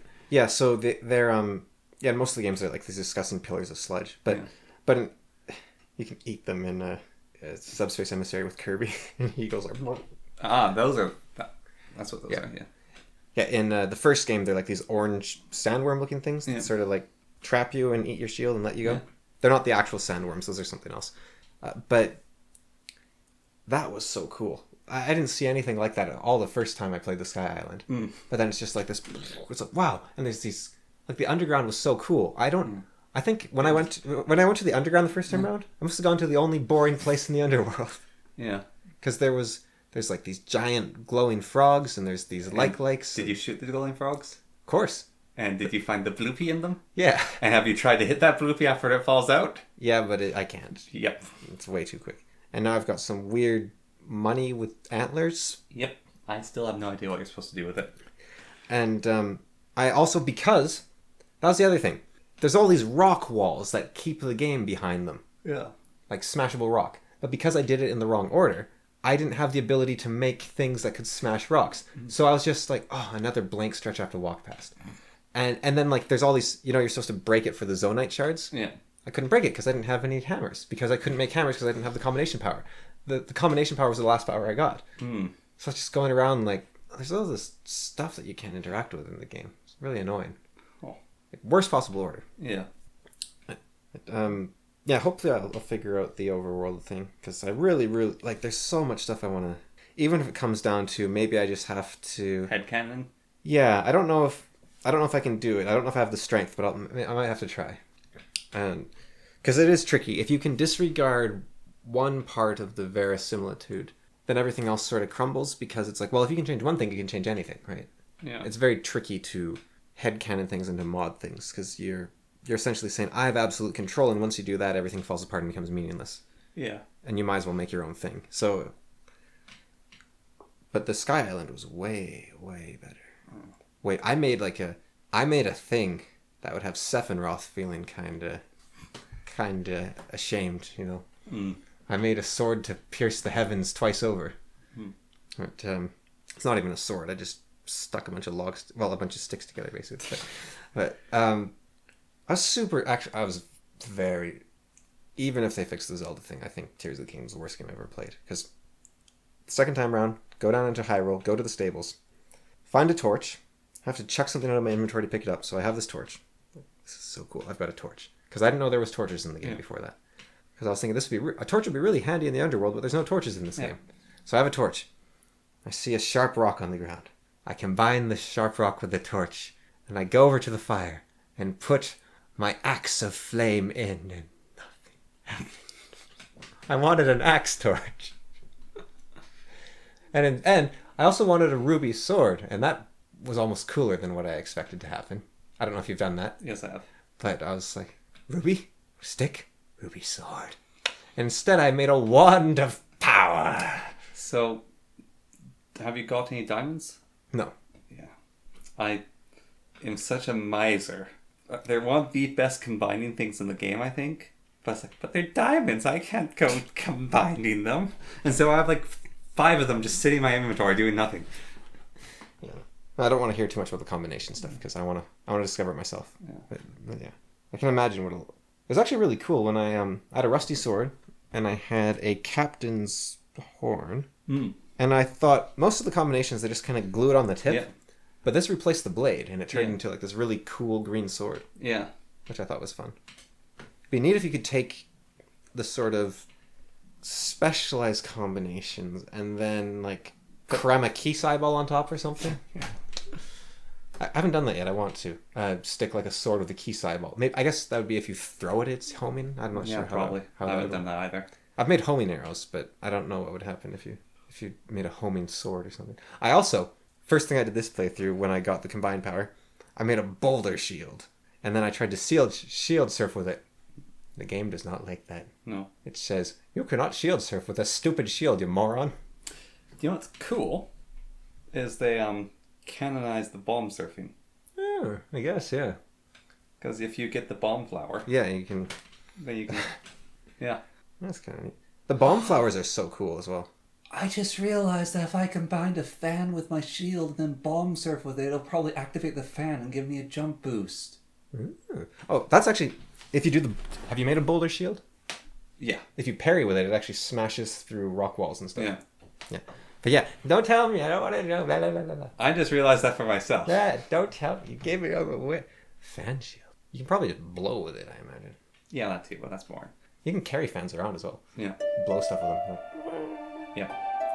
There's also like this flamethrower shield where you fight the like, which I totally missed until I killed it. And I was like, wait, this is from the trailer. That's the name of the movie. Well, that's what I put up there. Yeah.